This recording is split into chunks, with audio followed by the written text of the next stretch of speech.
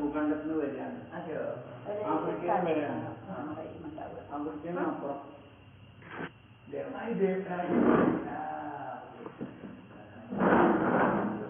അറിവിന്റെ മഹാത്മ്യം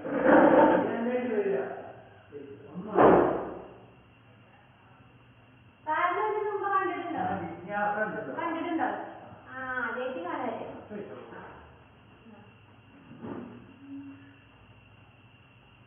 അയ്യണ്ടാവത്തുക അതിവേഷമാ തീവ്രത അതന്നെ അതുണ്ടെങ്കിൽ കടലിന്റെ അപ്പുറത്തൊന്നും വരും. വരും അതന്നെ. അതായത് പത്തായത്തില് നെല്ലുണ്ടെങ്കിൽ വയനാട്ടിൽ നിന്ന് വരും. വയനാട്ടിൽ നിന്നും വരും എന്ന് പറയുന്ന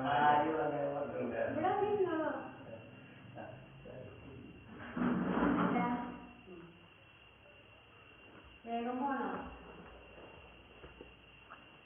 അങ്ങോട്ട് അവിടെ കിടക്കുന്നതായി അവിടെ കിടന്നോട്ടെ. അവിടെ കിടന്നോട്ടെ. കിടന്നാൽ കിട്ടാൻ മതിയോ? ഞാൻ ഓട്ടോട്ടുകാർ ഇവിടെ ഇരിക്കാൻ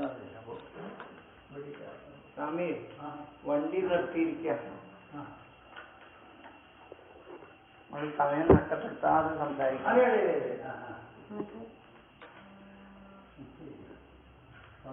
ശരീരം മനസ്സ് ബുദ്ധിയല്ല ഞാൻ ആത്മാവാണ് എന്ന് എങ്ങനെ അറിയാമെന്നാണ് അദ്ദേഹത്തിന്റെ ചോദ്യം. ഇത് സാറ് തന്നെ പ്രഭാഷണത്തിൽ പറഞ്ഞത് ഞാൻ കേട്ടു. ഞാൻ ശരീരമല്ല, മനസ്സല്ല, ബുദ്ധിയല്ല, ഞാൻ ആത്മാവാണ്. ആ ഫീലിംഗ് നമുക്ക് കൊണ്ടുവരാൻ പറ്റുമോ?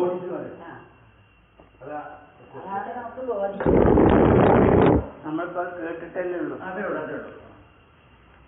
അനുഭവപ്പെടുത്താമല്ലോ. ഇപ്പൊ കുടിച്ചേ തന്നത്. കുട്ടിക്ക് ആഹാരം ഇവിടെ അടുത്തെവിടെയെങ്കിലും ഹോട്ടലുണ്ടോ എന്നാ ചോദിക്കണം. കഞ്ഞിയായാലും മതി. പിന്നെ ഈ വണ്ടിക്കാരനെ അദ്ദേഹം പോയിക്കോട്ടെ. പിന്നെ വേറെ ഒരു ഓട്ടോ കിട്ടുമല്ലോ നമുക്ക്. അദ്ദേഹത്തെ പറഞ്ഞു അതേ വെറുതെ നമ്മൾ ആക്കം പോലെ മതിയല്ലോ. അദ്ദേഹത്തോട് പോയിക്കോളാം. വണ്ടി ഇങ്ങോട്ട് വിളിക്കാം.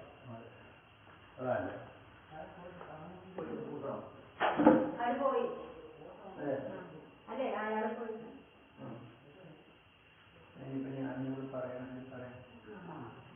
അത് വെറുതെ ഇവിടെ നിൽക്കുന്നുണ്ട്. ഞാൻ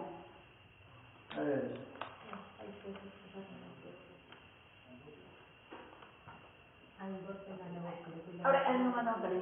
സാറ് അങ്ങനെണ്ടാകട്ടെ.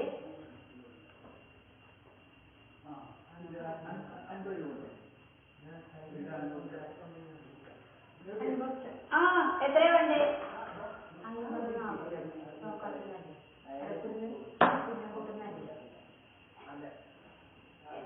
പുല്യം കൊട്ടുന്നല്ലേ വരുന്നേ?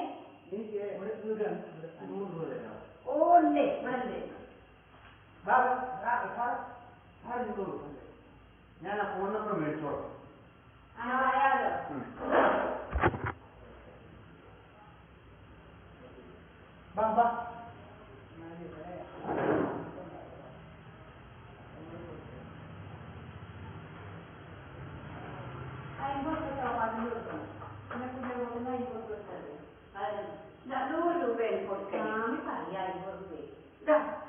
എവിടെയാ?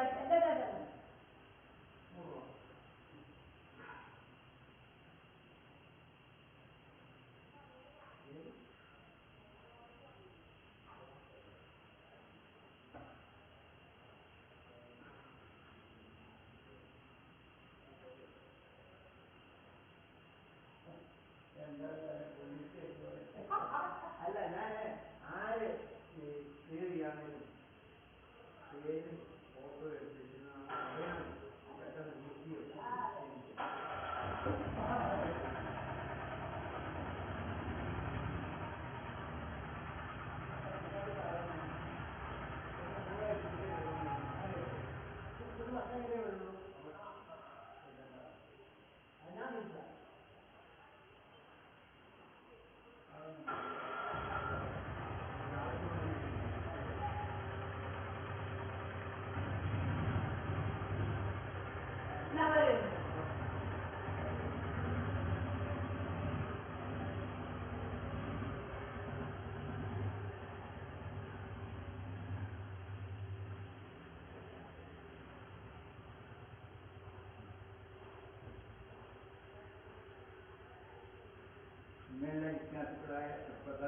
ഇതായിരുന്നു ആദ്യത്തെ ആക്രമണം മറ്റേ ആക്രമണം ഉണ്ടാക്കി.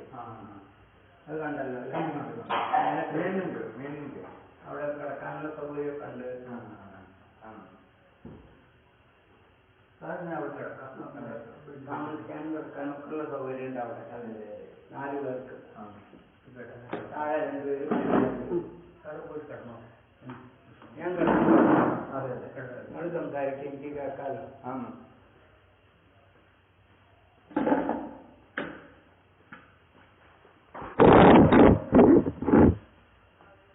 നമ്മളെ തലേന്ന് തരുമോ? അതിന്റെ മോഡലുണ്ടാവുമല്ലോ.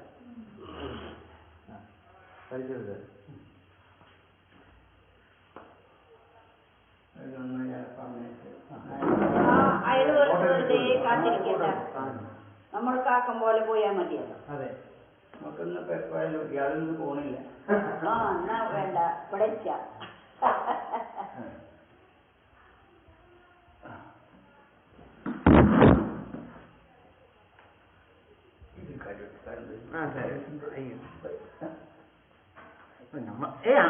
ഞാൻ ചെറിയ ആളാ, ഞാൻ ആരും ഒരു മുമുക്ഷുവാണെന്ന് എനിക്കറിയാം.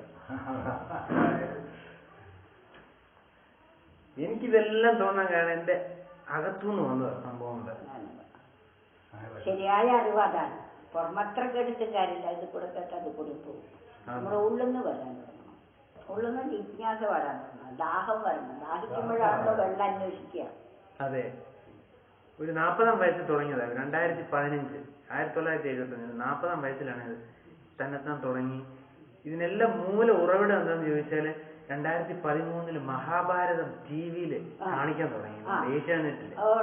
അപ്പൊ ആഫ്രിക്കയിലും അത് കാണാൻ പറ്റി. അപ്പൊ അച്ഛൻ 2014 അവിടെ വന്നപ്പം അച്ഛന്റെ കൂടെ ഇരുന്ന് ഇത് കാണാൻ തുടങ്ങി. അങ്ങനെ ഈ പഞ്ചപാണ്ഡവ കഥകളൊക്കെ കേട്ട് കേട്ട് കേട്ട് അതിനെക്കുറിച്ച് കൂടുതൽ അറിയാനും ഈ വ്യാസ ഗുഹ അറിയാനും എവിടാണ് ഈ പഞ്ചപാണ്ഡവര് താമസിച്ചത്, എങ്ങനെയൊക്കെയാണ് അതിനെക്കുറിച്ച് കൂടുതൽ അറിയാൻ ഒരു ജിജ്ഞാസ, ഒരു ആഗ്രഹം തോന്നി. അങ്ങനെ അറിഞ്ഞറിഞ്ഞറിഞ്ഞ് 2015 തന്നെ പെട്ടെന്ന് എനിക്ക് കൈലാസത്തിലോട്ട് പോകാനൊരു സന്ദർഭം കിട്ടി.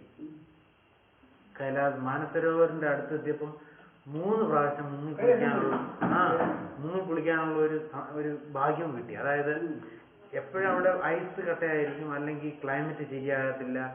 അപ്പോൾ അങ്ങനെ ചിലർക്കൊന്നും പറ്റത്തില്ല കുളിക്കാൻ. നമ്മൾ ചെന്ന ഉടനെ തന്നെ നല്ല ചൂടുള്ള അന്തരീക്ഷമായിരുന്നു, സൂര്യനുണ്ടായിരുന്നു. ചെന്ന ഉടനെ നമുക്ക് കൂടെ പോയി മുങ്ങി കുളിക്കാൻ ഒരു ഭാഗ്യം കിട്ടി. പിന്നെ തിരിച്ച് പരിക്രമമൊക്കെ കഴിഞ്ഞ് വന്നപ്പം അവിടെ ഒന്നുകൂടെ കുളിക്കാൻ പറ്റി. മാനസരോവറിന്റെ സൈഡില് ഒരു ടെന്റിലായിരുന്നു ഞങ്ങൾ താമസം പോലും. ഒരു രാത്രി അവിടെ ഓക്കെ. അങ്ങനെ ആയി. ഇപ്പം പണ്ടൊക്കെ കുറച്ച് ദേഷ്യമൊക്കെ ഉണ്ടായിരുന്നു. ഇപ്പം ദേഷ്യം ഇല്ലെന്നല്ല, ഉണ്ട്. പക്ഷെ പണ്ടത്തേതുമായിട്ട് അത് കുറഞ്ഞു. പിന്നെ ജോലി ചെയ്യുന്നുണ്ട്, ഓഫീസ് ഉണ്ട്, ഓഫീസ് പൊളിറ്റിക്സ് ഉണ്ട്. അപ്രിയ സത്യങ്ങൾ പറയേണ്ടി വരും, അപ്രിയ കാര്യങ്ങൾ, അതെല്ലാം ഉണ്ട്. അങ്ങനെയാണ് ജീവിതം ഇങ്ങനെ പോയിക്കൊണ്ടിരിക്കുന്നത്. ഇപ്രാവശ്യം വന്നു വൈഷ്ണവ ദേവി ക്ഷേത്രം ജമ്മു കാശ്മീരിൽ പോയിട്ടുണ്ടായിരുന്നു ഈ ജൂൺ 8-ാം തീയതി. അവിടെ പോയി എല്ലാ 3 ദേവികളാണ് അവിടെ പ്രതിഷ്ഠ. അമ്മയ്ക്ക് അറിയാതിരിക്കും. പോയിട്ടുണ്ടല്ലേ? അവിടെ ഞങ്ങൾ നടന്ന് 4 കിലോമീറ്റർ കട്ടറയിൽ കയറി പോയിട്ടുണ്ടായിരുന്നു. പോയ ആഴ്ച ശബരിമല 5-ാം ദിവസം മിഥുനം 5-ന് പോയ. പിന്നെ അടുത്തുള്ള ക്ഷേത്രങ്ങളെല്ലാം ദർശനം ചെയ്യാറുണ്ട് എല്ലാ വർഷം വരുമ്പോഴും. പണ്ടൊക്കെ നോൺ വെജ് കഴിക്കുമായിരുന്നു, ഇപ്പോഴും കഴിക്കത്തില്ലെന്നല്ല, കഴിക്കും. പക്ഷെ അതിനോട് പ്രീതി കുറഞ്ഞു വരുന്നു എന്ന് വേണം പറയാൻ. സത്യം പറഞ്ഞത് പോയിക്കൊണ്ടിരിക്കുന്നു. അതാണ് എന്റെ ഒരു കാര്യം. അതെ, ഒരു ശാന്തി മന്ത്രമുണ്ട്, അസതോമാ സദ്ഗമയ. കേട്ടിട്ടുണ്ട്. തമസോമാ ജ്യോതിർഗമയ. ഹലോ,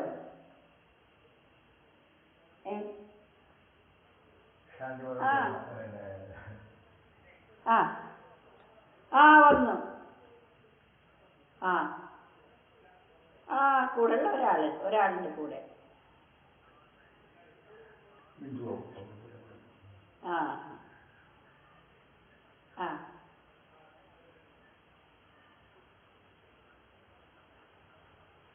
ആ അവരോട് എത്തി. കുറച്ചു നേരമായി സാറോട് വിശ്രമിക്കുക. വിനു എപ്പോഴാ പോണത് എന്നറിയില്ല. കുറച്ചു നേരം പോടെ വിശ്രമിക്കുകയാണ്. വന്നാന്ന് പറയും.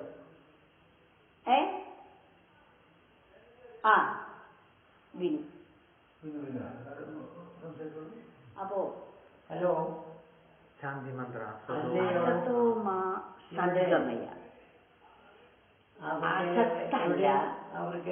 അസത്തിലേക്ക് പ്രവേശിക്കരുത്, സത്തിലേക്ക്. ഹലോ നൈജീരിയ അപ്പൊ അസത്തോമാ സദ്ഗമയ. അപ്പൊ അസത്ത് എന്താണ്, സത്വം എന്താണ് നമുക്കറിയാം. അപ്പൊ അസത്ത് എന്ന് പറഞ്ഞാൽ ഉണ്ടായി നിലനിന്ന് ഇല്ലാതെ ആകുന്നതാണ് അസത്വം. മനുഷ്യർ നമ്മുടെ ഇന്ദ്രിയങ്ങളെ കൊണ്ട് അറിയപ്പെടുന്നതെല്ലാം അസത്താണ്. ഇന്ദ്രിയങ്ങളെ കൊണ്ട് അറിയപ്പെടുന്നതൊക്കെ അസത്താണ്. ശബ്ദവും സ്പർശവും രൂപവും രസവും ഗന്ധവും, അങ്ങനെയാണല്ലോ പഞ്ചേന്ദ്രിയങ്ങളെ കൊണ്ട് അറിയപ്പെടുന്ന 5 വിഷയങ്ങൾ. ഈ 5 വിഷയങ്ങളും അസത്താണ്. അതിന് ഉണ്ടാകും, കുറച്ചു കാലം നിലനിൽക്കും, പിന്നെ അത് ഇല്ലാതെയാകും. അതാണല്ലോ അതിന്റെ സ്വഭാവം. അങ്ങനെയുള്ള വസ്തുക്കൾക്കുള്ള പേരാണ് അസത്ത് നമ്മൾ പറയുന്ന അസത്ത്. അപ്പൊ അസത്തോ മാ എന്നാ പറഞ്ഞു. മാ എന്ന് പറഞ്ഞാല് അരുതെന്ന്. അസത്തിനെ അല്ല നമ്മൾ ആശ്രയിക്കേണ്ടത്. സത്ത് ഗമയ. ഏതൊന്നാണോ ഇതിലേക്ക് ഉണ്ടാക്കുകയും നിലനിർത്തുകയും തിരോഭവിപ്പിക്കുകയും ചെയ്യുന്നത് അത് സത്യം. നാരായണ ഗുരു അതിൽ 2 വാക്ക്, ദൃശ്യവും ദൃക്കും 2ആണ്. അപ്പൊ കാണപ്പെടുന്ന വസ്തുക്കളും കാണുന്ന ഒരു വ്യക്തി ഒരു ശക്തി ഇതിനകത്തുണ്ടല്ലോ. ആ കാണപ്പെടുന്ന വസ്തുവല്ല, കാണുന്ന ചൈതന്യം ഏതോ അതാണ് സത്യം. അപ്പൊ സത്യം അസത്യം രണ്ടും നമ്മൾ മനസ്സിലാക്കുമ്പോൾ ഇവിടെ ഈ ശാന്തി മന്ത്രത്തിൽ അസത്തോ മാ സദ്ഗമയ, സത്തിനെ നമ്മൾ ബോധിക്കണം. അപ്പൊ അങ്ങനെ കാണുന്ന സമയത്ത് കാണുന്നത് ഈ ശരീരത്തെയാണ്. ഈ ശരീരത്തെ നമ്മൾ കാണുന്ന ശരീരം അസത്താണ്. പക്ഷെ അസത്തായ ശരീരത്തെ നിലനിർത്തുന്ന ഒരു സത്ത് ഇതിനകത്തുണ്ട്. അതിനെ നമുക്ക് കണ്ണുകൊണ്ട് കാണാൻ പറ്റില്ല. പക്ഷെ കാണപ്പെടുന്ന ശരീരത്തിലൂടെ നമ്മൾ ബോധിക്കേണ്ടത് സത്തിനെയാണ്. ആ സത്തിനെ നമ്മൾ ബോധിക്കുമ്പോൾ അതേ സത്താണ് നമ്മളിലുള്ളത്, അങ്ങയിലുള്ളത്, ഇദ്ദേഹത്തിലുള്ളത്, ഇവരിലുള്ളത്. സത്ത് ഒന്നാണ് നമ്മളിലൊക്കെ. അതിലേക്കാണ് നമ്മൾ ഗമിക്കേണ്ടത്. സദ്ഗമയ, അതിനെയാണ് നമ്മൾ ബോധിക്കേണ്ടത്. ഒരു വ്യക്തിയെ കാണുമ്പോൾ അവരുടെ അസത്തായിരിക്കുന്ന ശരീരത്തെ നമ്മൾ ആശ്രയിക്കുമ്പോൾ അത് വിട്ടുപോണതാണ്. ഇപ്പൊ എപ്പോഴും ഇവിടെ ഉണ്ടാവില്ലല്ലോ. ഇപ്പൊ നമ്മൾ കണ്ടു സംസാരിച്ചു, നമുക്ക് എന്തെന്നില്ലാത്ത സന്തോഷമായി, ശരീരം പോകുന്നതല്ലേ. പക്ഷെ അതിനകത്തിരിക്കുന്ന സത്തിനെ നമ്മൾ ബോധിച്ചാൽ അത് പോണില്ല. ആ സത്വമായിട്ടായിരിക്കണം നിരന്തരം നമുക്ക് സമ്പർക്കം. ഒരു ഇരുമ്പ് മാനോട് കാന്തം ബന്ധം പുലർത്തുമ്പോൾ ആ ഇരുമ്പ് കഷ്ണം കാന്താവില്ലേ? അതേപോലെ നമ്മുടെ മനസ്സിപ്പോൾ അസത്തുമായിട്ടാണ് ബന്ധം പുലർത്തിക്കൊണ്ടേയിരിക്കുന്നത്. അസത്തുമായി ബന്ധം പുലർത്തിക്കൊണ്ടിരിക്കുന്നതിനാൽ മനസ്സിന് അസത്തിന്റെ എല്ലാ സ്വഭാവവും ഇപ്പുണ്ട് നമ്മുടെ വ്യക്തിത്വത്തിൽ. സത്വമായിട്ടുള്ള ബന്ധമാണ് മനസ്സിനുള്ളതെങ്കിൽ അത് നിത്യമാണ്, അത് ആനന്ദമാണ്, അത് അറിവാണ്, അത് അഭയപ്രദമാണ്. ഭയം നമുക്ക് സുരക്ഷാബോധം തരുന്നതാണത്. അപ്പൊ എപ്പോഴും നമ്മൾ അസത്തിനെ കാണുമ്പോൾ, ഇപ്പൊ നമ്മൾ അച്ഛൻ്റെ ഒരു ഫോട്ടോ കാണുമ്പോൾ ഈ ഫോട്ടോയിൽ കൂടി നമ്മൾ അച്ഛനെയാണല്ലോ ഓർക്കുന്നത്, അല്ലേ? ഫോട്ടോ ഒരു കടലാസ് മാത്രമാണ്, അത് അസത്താണ്. പക്ഷെ അതിലൂടെ ഓർമ്മിക്കുന്നത് അച്ഛനെയാണ്. അതുപോലെ വിഗ്രഹങ്ങളെയൊക്കെ നമ്മൾ ക്ഷേത്രങ്ങളൊക്കെ കാണുമ്പോൾ, ക്ഷേത്രമൊക്കെ വാസ്തവത്തിൽ ദൃശ്യങ്ങളാണ്, ഈ പറയപ്പെട്ട അസത്താണ്. ഈ അസത്തിലൂടെ സത്തിനെ കാണാൻ നമ്മൾ പഠിക്കണം. ഒരു വിഗ്രഹം അല്ല വാസ്തവത്തിൽ, ആ വിഗ്രഹം ഏതിലേക്ക് ചൂണ്ടുന്നുവോ അതാണ് സത്ത്. ആ സത്തിനെ നമുക്ക് ഒരു ഇന്ദ്രിയം കൊണ്ടും അറിയാൻ പറ്റില്ല. കാരണം ആ സത്തിനെ കാണാനും കേൾക്കാനും ഉള്ളതാണ് നമ്മളെ ഇന്ദ്രിയങ്ങൾ. പിന്നെ ഇങ്ങനെ കണ്ണുകൊണ്ട് അതിനെ കാണാൻ പറ്റുക? കണ്ണ് അതിന് കാണാനുള്ള ഉപകരണമാണ്. അപ്പൊ കണ്ണിലൂടെ അതാണ് കാണുന്നത്. അങ്ങനെ നമ്മൾ സത്തിനെ നിരന്തരം വിചാരം ചെയ്യുക മനസ്സുകൊണ്ട്. ഇപ്പൊ നമ്മൾ വിചാരം ചെയ്ത് ശീലിച്ചത് അസത്താണ്. അസത്ത് സുഖം തരാൻ കഴിയില്ല. അസത്തല്ല, സുഖസ്വരൂപിയല്ല. അതിൽ നിന്ന് അതിനെ ആശ്രയിക്കുമ്പോൾ ദുഃഖമായിരിക്കും നമുക്ക് കിട്ടുന്നത്, അസ്വസ്ഥതയാകും കിട്ടുന്നത്. കാരണം അത് ഉണ്ടായി നിലനിന്നില്ലാതെ ആവുന്നതാണ്. അത് സമാഗമുണ്ടെങ്കിൽ വിരഹം ഉറപ്പാണ്. എന്നാൽ വരാത്തതും പോകാത്തതുമാണ് സത്ത്. സത്തിനെ നമ്മൾ എപ്പോഴും ബോധിച്ചു കഴിഞ്ഞാൽ അതിന്റെ സാന്നിധ്യം എപ്പോഴും അപ്പൊ നമുക്ക് നിത്യ ആനന്ദം, മനസ്സിന്റെ സ്വസ്ഥത, ഏറ്റവും വലിയ സുരക്ഷാബോധം, ഇതൊക്കെ നമുക്ക് കിട്ടും. അപ്പൊ അതാണ് അസതോമാ സംഗമയ എന്ന് പറയുന്നത്. സത്തിലേക്കാണ് നമ്മൾ പോകുന്നത്. അപ്പൊ അസത്തിനെ കണ്ണുകൊണ്ട് കാണുമ്പോൾ നമ്മൾ അതിനെ പ്രവർത്തിപ്പിക്കുന്ന സത്തിനെ ബോധിക്കുക. അതേ സത്താണ് എന്നിൽ, അതേ സത്താണ് അങ്ങയിലുമുള്ളത് എന്ന് നമ്മൾ ബോധിക്കുമ്പോൾ നമ്മൾ രണ്ടല്ല, അല്ലേ? ഒന്നാണ്. കാരണം അവിടെ ഗീതയിൽ പറയുന്നു, മതപരതരം നാന്യർ കിഞ്ചിതച്ച് നനഞ്ഞയ മൈ സർവമിതം പ്രോതം സൂത്രേ മണികണായിവ എന്ന് പറഞ്ഞൊരു ശ്ലോകമുണ്ട്.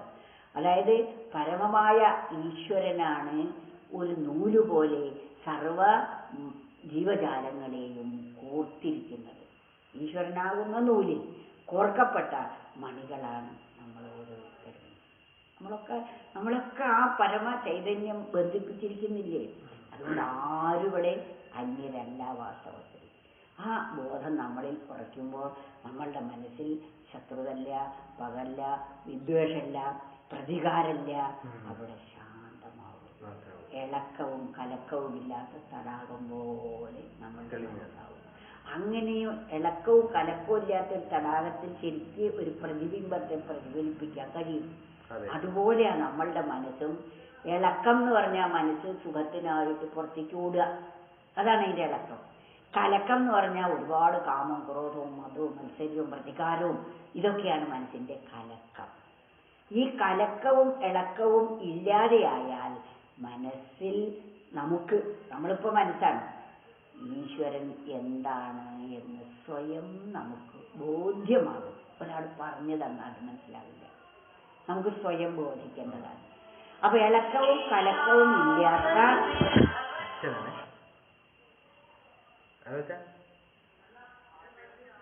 ഇപ്പൊ ഇവിടെ മലപ്പുറത്താണ്.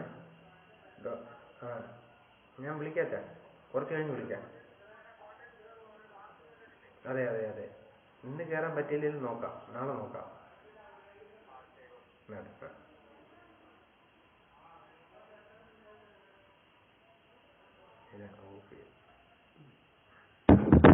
അപ്പൊ ഇളക്കവും കലക്കവും ഇല്ലാത്ത തടാകത്തിൽ ഛായ പ്രതിഫലിക്കുന്നത് പോലെ നമ്മളുടെ മനസ്സ് സുഖത്തിനായി അലയാതിരിക്കുക. അതുപോലെ അതിൽ കലക്കില്ലാതിരിക്കുക. കലക്ക് എന്ന് പറഞ്ഞാൽ മനസ്സിലുള്ള ദുഷിച്ച ചിന്താധാരകൾ, അതില്ലാതെ ആകുമ്പോൾ സ്വച്ഛമായി നിശ്ചലമാകുമ്പോൾ അതിൽ പ്രതിഫലിക്കുന്നത് പോലെ മനസ്സിൽ പ്രതിഫലിക്കുന്നത് ബോധമാണ്. ബോധത്തിൽ നിന്നാണ് മനസ്സുണ്ടായത്. ആ ബോധം എവിടെ നിന്നുണ്ടായി? ഈശ്വരനിൽ നിന്നാണ്. അപ്പൊ മനസ്സിന് ഈശ്വരൻ എന്താണെന്ന് ബോധിക്കാൻ കഴിയും. ആ ബോധമാണ് നമ്മളിലുണ്ടാകുക. അതുകൊണ്ടാണ് പറയുന്നത് അസതോമാ സംഗമയ. അടുത്തത് രണ്ടാമത് പറയുന്നത് തമസോമാ ജ്യോതിർഗമയ എന്നാണ്. തമസിലേക്കല്ല ആണ്ട് പോകേണ്ടത്, ജ്യോതിസിലേക്കാണ്, വെളിച്ചത്തിലേക്കാണ്, അറിവിലേക്കാണ്. ഈ വെളിച്ചത്തെ അറിവായിട്ടാണ് അവിടെ പറയുന്നത്, അറിവിലേക്കാണ് പോകേണ്ടത്. അപ്പൊ നമുക്ക് അറിവിലേക്ക് പോകണമെങ്കിൽ സത്തിലേക്ക് നമ്മൾ പ്രവേശിക്കണം. ആദ്യത്തത് അസതോമാ സംഗമയ, സത്തിലേക്ക് പ്രവേശിച്ചാലേ നമുക്ക് അറിവുണ്ടാവുള്ളൂ. അതുകൊണ്ട് ജ്യോതിർഗമയ. അതുപോലെ മൂന്നാമത്തെ പദ്യാണ് മൃത്യോർമ അമൃതമയ. മരണത്തിലേക്കല്ല പോകേണ്ടത്, മരിക്കാത്ത അവസ്ഥയിലേക്കാണ്. അപ്പൊ അസത്തിലേക്ക് പോയി കഴിഞ്ഞാൽ നമ്മൾ അജ്ഞാനത്തിലാണ്ടുപോകും. അജ്ഞാനത്തിലാണ്ടുപോയാൽ മരണം സുനിശ്ചിതമാണ്. അതിനാൽ എന്ത് വേണം? സത്തിലേക്ക് നീങ്ങൂ. എന്നാൽ നമ്മൾ അറിവിലെ ആകുന്ന പ്രകാശത്തിലേക്ക് നീങ്ങും. പ്രകാശത്തിലേക്ക് നീങ്ങിക്കഴിയുമ്പോൾ, ബോധത്തിലേക്ക് നീങ്ങിക്കഴിയുമ്പോൾ നമ്മളല്ല മരിക്കുന്നത് ശരീരമാണ്. ശരീരം മരിച്ചുകൊണ്ടേയിരിക്കുന്നു അല്ലേ? ജനിച്ചെന്ന് തൊട്ടേ മരിക്കുന്നു ദേഹം, മരിച്ചെന്ന് തൊട്ടേ ജനിക്കുന്നു വീണ്ടും. ഇത് ശരീരത്തിന്റെ സ്വഭാവമാണ്. മരിക്കാത്ത ദേഹി കിടക്കൊന്നിരിക്കാൻ എടുക്കുന്നതല്ലോ മരിക്കുന്ന ദേഹം അല്ലേ? മരിക്കാത്ത ദേഹിക്ക് ഇടയ്ക്ക് കുറച്ച് കാര്യം നമ്മളിവിടെ കഴിച്ചുകൂടാൻ വരുന്നുള്ളൂ. അല്പകാലം ഇരിക്കാൻ വേണ്ടി എടുത്തതാണ് എന്ത്? മരിച്ചുകൊണ്ടിരിക്കുന്ന ഈ ശരീരം. ഇങ്ങോട്ട് പറഞ്ഞു, മരിച്ചുകൊണ്ടിരിക്കുന്ന ഈ ശരീരം എടുത്തതാണ്. മരിക്കാത്ത നമുക്ക് അല്പകാലം ഇരിക്കാൻ വേണ്ടി എടുത്തതാണ് മരിച്ചുകൊണ്ടിരിക്കുന്ന ഈ ശരീരം. കുട്ടിക്കാലം മരിച്ചു അല്ലേ? അപ്പൊ നമുക്ക് കൗമാരം ജനിച്ചു. കൗമാരം മരിച്ചുകൊണ്ടിരിക്കുമ്പോൾ യൗവനം ജനിച്ചുകൊണ്ടിരിക്കുന്നു. യൗവനം മരിച്ചുകൊണ്ടിരിക്കുമ്പോൾ വാർദ്ധക്യം ജനിച്ചുകൊണ്ടിരിക്കുന്നു. അങ്ങനെ ഒരു സുപ്രഭാതത്തിൽ ഈ ശരീരം അങ്ങ് ഉപേക്ഷിക്കുകയും ചെയ്യും. ഇത് ഉപേക്ഷിച്ചാലും അടുത്ത ശരീരം, ഈ ശരീരത്തിലിരിക്കുമ്പോൾ നമ്മൾ എന്തൊക്കെ സങ്കല്പങ്ങളാണോ ആ സങ്കല്പങ്ങളൊക്കെ സാക്ഷാത്കരിക്കാൻ വേണ്ടിയാണ് അടുത്ത ശരീരം നമുക്ക് കിട്ടുന്നത്. അപ്പോഴേക്കിനും അടുത്ത ശരീരത്തിനുള്ള തയ്യാറെടുപ്പുകളായി. അപ്പൊ അതാണ് മരിച്ചെന്ന് തൊട്ടേ ജനിക്കുന്നു വീണ്ടും. അടുത്ത ശരീരത്തിനുള്ള രൂപാന്തരം കഴിഞ്ഞാലോ ആ ശരീരവും പിന്നെ നമ്മൾ കുഞ്ഞായി ജനിക്കുന്നു. അതന്നെ പിന്നെ നമ്മൾ മാറുന്നു. അത് ഈ സ്ഥലത്താവൂല, ഈ കാലത്താവൂല, ഈ കർത്താക്കളിലാവൂല. ഈ അച്ഛനും അമ്മയാവൂലല്ലോ. വേറെ ഏതെങ്കിലും അച്ഛനും അമ്മയായിരിക്കും, വേറെ ഏതെങ്കിലും സ്ഥലത്തായിരിക്കും, വേറെ ഏതെങ്കിലും സമയത്തായിരിക്കും. അപ്പൊ കാലവും ദേശവും വ്യക്തിയും മാറുന്നത് കൊണ്ട് നമുക്ക് കഴിഞ്ഞ ജന്മത്തെക്കുറിച്ചൊന്നും അറിയുന്നില്ല.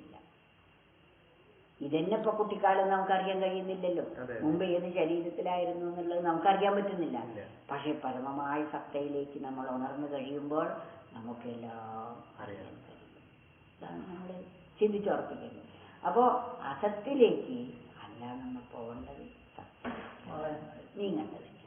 അപ്പൊ ഈ സത്തും അസത്തും വേർതിരിച്ച് മനസ്സിലാക്കണം. ആദ്യം ഇന്ദ്രിയങ്ങളെ കൊണ്ട് അറിയപ്പെടുന്നത് അസത്തും. ഇന്ദ്രിയങ്ങൾ ഏതൊന്നിനെയാണോ, ഏതൊന്നിന്റെ സാന്നിധ്യം കൊണ്ടാണോ ഇതൊക്കെ അറിയുന്നത്, അത് സത്വമാണ്. സത്തുമായി നിരന്തരം സമ്പർക്കം നമുക്കുണ്ടാവുന്നതാണ് സത്സംഗം എന്ന് പറയുന്നത്. സത്സംഗം എന്ന് കേട്ടിട്ടില്ലേ? അപ്പൊ സത്തിനോടുള്ള സംഘം നമുക്ക് ഇപ്പൊ നമ്മൾ ഇതൊക്കെ സത്സംഗമാണ്. ആ സത്തിനെയാണല്ലോ നമ്മൾ ഓർമ്മിപ്പിക്കുന്നത്. പക്ഷെ ഇപ്പൊ നമുക്ക് ഈ സംസാരമൊക്കെ നിർത്തി നമ്മളൊക്കെ വേർപിരിക്കുമ്പോഴും നമുക്ക് വേറെ വ്യവഹാരം അല്ലാതെ സത്ത് നമ്മളുടെ മനസ്സിൽ എപ്പോഴും ഉണ്ടെങ്കിൽ നമുക്ക് സത്സംഗത്തിന് വ്യക്തികളൊന്നും സത്സംഗത്തിന് വേണ്ട. നമ്മളൊരു വസ്തുവിനെ കാണുമ്പോൾ, ഒരു പുഷ്പം കാണുന്ന സമയത്ത് അതിന് നിറം കൊടുത്തത്, അതിനെ വിടർത്തുന്നത്, അതിനെ തളർത്തുന്നത്, അതിന് പൂമ്പൊടി അതുപോലെ പൂന്തേനും ആ പുഷ്പത്തെ നിക്ഷേപിച്ചിരിക്കുന്നതും ഒക്കെ ആ പരമചൈതന്യമല്ലേ? ആ ഒരു ബോധം ആ പൂവിനെ കാണുമ്പോൾ, പൂവ് നാളെ വാടി വീഴും. പക്ഷെ ആ വാടി വീഴുന്ന പൂവിനെ ഉണ്ടാക്കുകയും നിലനിർത്തുകയും അതിൽ സുഗന്ധം കൊടുക്കുകയും അതിൻ്റെ ഒരു പരമമായ ചൈതന്യത്തിൻ്റെ നിത്യ സാന്നിധ്യമാണ് എന്ന് നമ്മൾ കാണും. അതുകൊണ്ടാണ് യാതൊന്നു കാണുന്നതതു നാരായണ പ്രതിമ, കാണുന്നതൊക്കെ ഈശ്വരന്റെ സ്വരൂപം തന്നെയാണ്. യാതൊന്നു കേൾപ്പതത് നാരായണ സ്വരൂപം, കേൾക്കുന്നതൊക്കെ ഈശ്വരന്റെ കീർത്തനങ്ങളാണ്. കുയിൽ പാടുന്നതും കാക്ക കരയുന്നതും നദി ഒഴുകുന്നതും മഴ പെയ്യുമ്പോഴും എല്ലാം നമുക്കതിൻ്റെ പിന്നിൽ പ്രവർത്തിക്കുന്ന ആ മഹാപ്രഭുവിനെ അത് സത്സംഗം. അത് ഓർമ്മിച്ചൂടെ? അതിനെന്താ നമുക്ക് വിഷമമുള്ളത്? ഇല്ലേ? അപ്പൊ എല്ലാ സമയത്തും നമ്മൾ ഒരു വസ്തു കാണുമ്പോൾ ആ വസ്തുവിന്റെ പിന്നിൽ പ്രവർത്തിക്കുന്ന ചൈതന്യത്തെ ബോധിക്കുക. അവബോധാണ് വേണ്ടത് നമുക്ക്. അതാണ് ധ്യാനം എന്ന് പറയുന്നത്. അപ്പൊ ധ്യാനം ബുദ്ധിയുടെ യാത്ര, ബുദ്ധിയുടെ യാത്രയാണ് ധ്യാനം. നമ്മൾ കുറച്ചു നേരം കൂടി ഇരിക്കുന്നതാണ് ധ്യാനം എന്നാണ് നമ്മൾ ഇതുവരെയൊക്കെ പഠിച്ചു വെച്ചിരിക്കുന്നത്. അതധികം നേരം ഇരിക്കാൻ നമുക്ക് പറ്റില്ല അല്ലേ? കുറച്ചു നേരമല്ലേ ഇരിക്കാൻ പറ്റുള്ളൂ. പിന്നെ നമുക്ക് വ്യവഹാരത്തിന് പോകണ്ടേ? എന്നാൽ നമ്മളുടെ മനസ്സെപ്പോഴും ആ സത്വമായുള്ള സംഘം ഇവിടെ കർമ്മം ചെയ്യുമ്പോഴൊക്കെ സാധിക്കും. നിങ്ങൾ എന്ത് ജോലി ചെയ്യുന്നു ആ ജോലി ചെയ്യുമ്പോഴൊക്കെ ആ സത്തിനെ കുറിച്ചുള്ള ഓർമ്മ നമുക്ക് സാധിക്കും. അത് സാധിക്കാൻ പ്രത്യേകിച്ച് നമുക്ക് വേറെ ഒരു സാധനയുടെ ആവശ്യമില്ല. നിങ്ങൾ പൂജാമുറി പോയിരിക്കുമ്പോൾ ഒരമണിക്കൂറായിരുന്നു നാമലിരിക്കും, പുറത്തു വന്നാൽ മറ്റേ അസച്ചിന്തകളുമാണ് അല്ലേ? അപ്പൊ ആ പൂജാമുറിയിലിരിക്കുന്ന അതേ മനോഭാവത്തോടു കൂടി പുറത്തു വന്നാൽ നിങ്ങൾ എവിടെ പോകുന്നു അതൊക്കെ പൂജാമുറി. പൂജാമുറി എന്ന് പറഞ്ഞാൽ ദൈവ സാന്നിധ്യം ഓർമ്മിപ്പിക്കുന്ന സ്ഥലമാണ് പൂജാമുറി. അപ്പൊ നമ്മൾ എവിടെയൊക്കെ പോകുന്നോ ആ ഈശ്വരന്റെ ആ സത്തിന്റെ സാന്നിധ്യം എവിടെയൊക്കെ നമ്മൾ ഓർമ്മിക്കുന്നുവോ അവിടെയെല്ലാം നമുക്ക് സത്ത് സംഘാണ്. അവിടെയൊക്കെ ഈശ്വര സാന്നിധ്യം. അമേരിക്കയിൽ ഈശ്വരനില്ലേ, നൈജീരിയയിലില്ലേ, ആഫ്രിക്കയിലില്ലേ, ഇന്ത്യയിലില്ലേ? അപ്പൊ ഏറ്റവും സുലഭമായ വസ്തു ഈശ്വരനല്ലേ? അതൊരു പ്രത്യേക ഒരു പൂജാമുറിയിൽ മാത്രം നമ്മൾ ദൈവത്തെ ഒതുക്കണോ? സർവത്ര നിറഞ്ഞിരിക്കുന്ന ആ മഹാപ്രഭുവിനെ നമ്മൾ എവിടെ നടക്കുമ്പോഴും ഓർമ്മിച്ചാൽ മതി. ആ ഓർമ്മ കൊണ്ടുള്ള ഗുണം എന്താ? നമ്മളെ ഭാഗവതത്തിലും ഗീതയിലും ഒക്കെ പറയുന്നു, അന്ത്യകാലത്ത് എന്നെ സ്മരിച്ച് ആരാണോ ദേഹം ഉപേക്ഷിക്കുന്നത് അവർ എന്നെ പ്രാപിക്കും. ഭഗവാൻ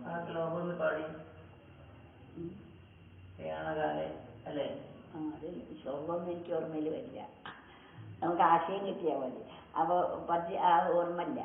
അപ്പോ അന്ത്യകാലത്ത് ഭഗവാനെ സ്മരിക്കണമെങ്കിൽ ബാക്കിയുള്ള കാലം മുഴുവൻ നമ്മളുടെ മനസ്സിൽ സ്മരണ ഉണ്ടാവണം. അവസാനം ഞാൻ ഓർമ്മിച്ചോളാന്ന് പറഞ്ഞാല് അവസാനം നമുക്ക് ഓർമ്മ വരില്ല. നമ്മളെ പഞ്ചപ്രാണന്റെ പ്രവർത്തനങ്ങളൊക്കെ നമ്മളെ ചിന്താധാരകളൊക്കെ അതുവരെയുള്ള ചിന്ത എന്താണോ ആ ചിന്തകളായിരിക്കും നമുക്ക് അന്ത്യകാലത്തും വരിക. അതുകൊണ്ട് നല്ല ബോധിക്കാൻ നമ്മളെ മസ്തിഷ്കത്തിന് കഴിവുള്ള സമയത്ത് ഈ നല്ല ചിന്തകൾ നമ്മളുടെ ഉള്ളിൽ നാം നിലനിർത്തിയാൽ എന്താണ് അന്ത്യത്തിലും ആ ചിന്തകൾ ഭൂരിപക്ഷ കക്ഷിയല്ലേ ഭരിക്കുന്നത് അല്ലേ? ഭൂരിപക്ഷം കിട്ടും. നമ്മളിലുള്ള ചിന്തകളും ഭൂരിപക്ഷ ചിന്ത അതാണെങ്കിൽ അന്ത്യകാലത്തും അതായിരിക്കും. അന്ത്യകാലത്ത് ആ ചിന്തയാണെങ്കിൽ നമ്മൾ ഈ ദേഹം വിട്ടുകഴിഞ്ഞാൽ ആ ചിന്താധാരകൾക്കനുസരിച്ച് ഒരു മണ്ഡലത്തിലേക്കാണ് ആ ജീവൻ പിന്നെ പോകുന്നത്. പിന്നെ നമുക്ക് നല്ല വിചാരങ്ങളാണെങ്കിൽ പ്രകാശമയമായിരിക്കും നമ്മളെ സൂക്ഷ്മ ശരീരം. അപ്പൊ നമ്മളെ സ്വേച്ഛപ്രകാരം നമുക്ക് ദേഹം എടുക്കാനൊക്കെ കഴിയും. എന്താണോ ഇച്ഛിക്കുന്ന സ്ഥലത്ത് ഇച്ഛിക്കുന്ന അച്ഛനമ്മമാര് ഇച്ഛിക്കുന്ന സമയത്ത് ഒക്കെ അടുത്ത ദേഹം എടുത്ത് വേണമെങ്കിൽ ദേഹം തന്റെ ഇച്ഛപ്രകാരം എടുക്കാൻ കഴിയും. മറ്റതങ്ങനെയല്ല. നമ്മൾ കർമ്മത്തിന് അധീനരായിക്കൊണ്ട് നമ്മൾ കർമ്മത്തിനനുസരിച്ച ഒരച്ഛൻ്റെ ബീജമായി മാറി അത് ആ കർമ്മത്തിനനുസരിച്ച് അനുഭവിക്കാൻ പറ്റിയ ഒരാളെ ആയിരിക്കും ആ അച്ഛൻ കല്യാണം കഴിക്കുന്നത്.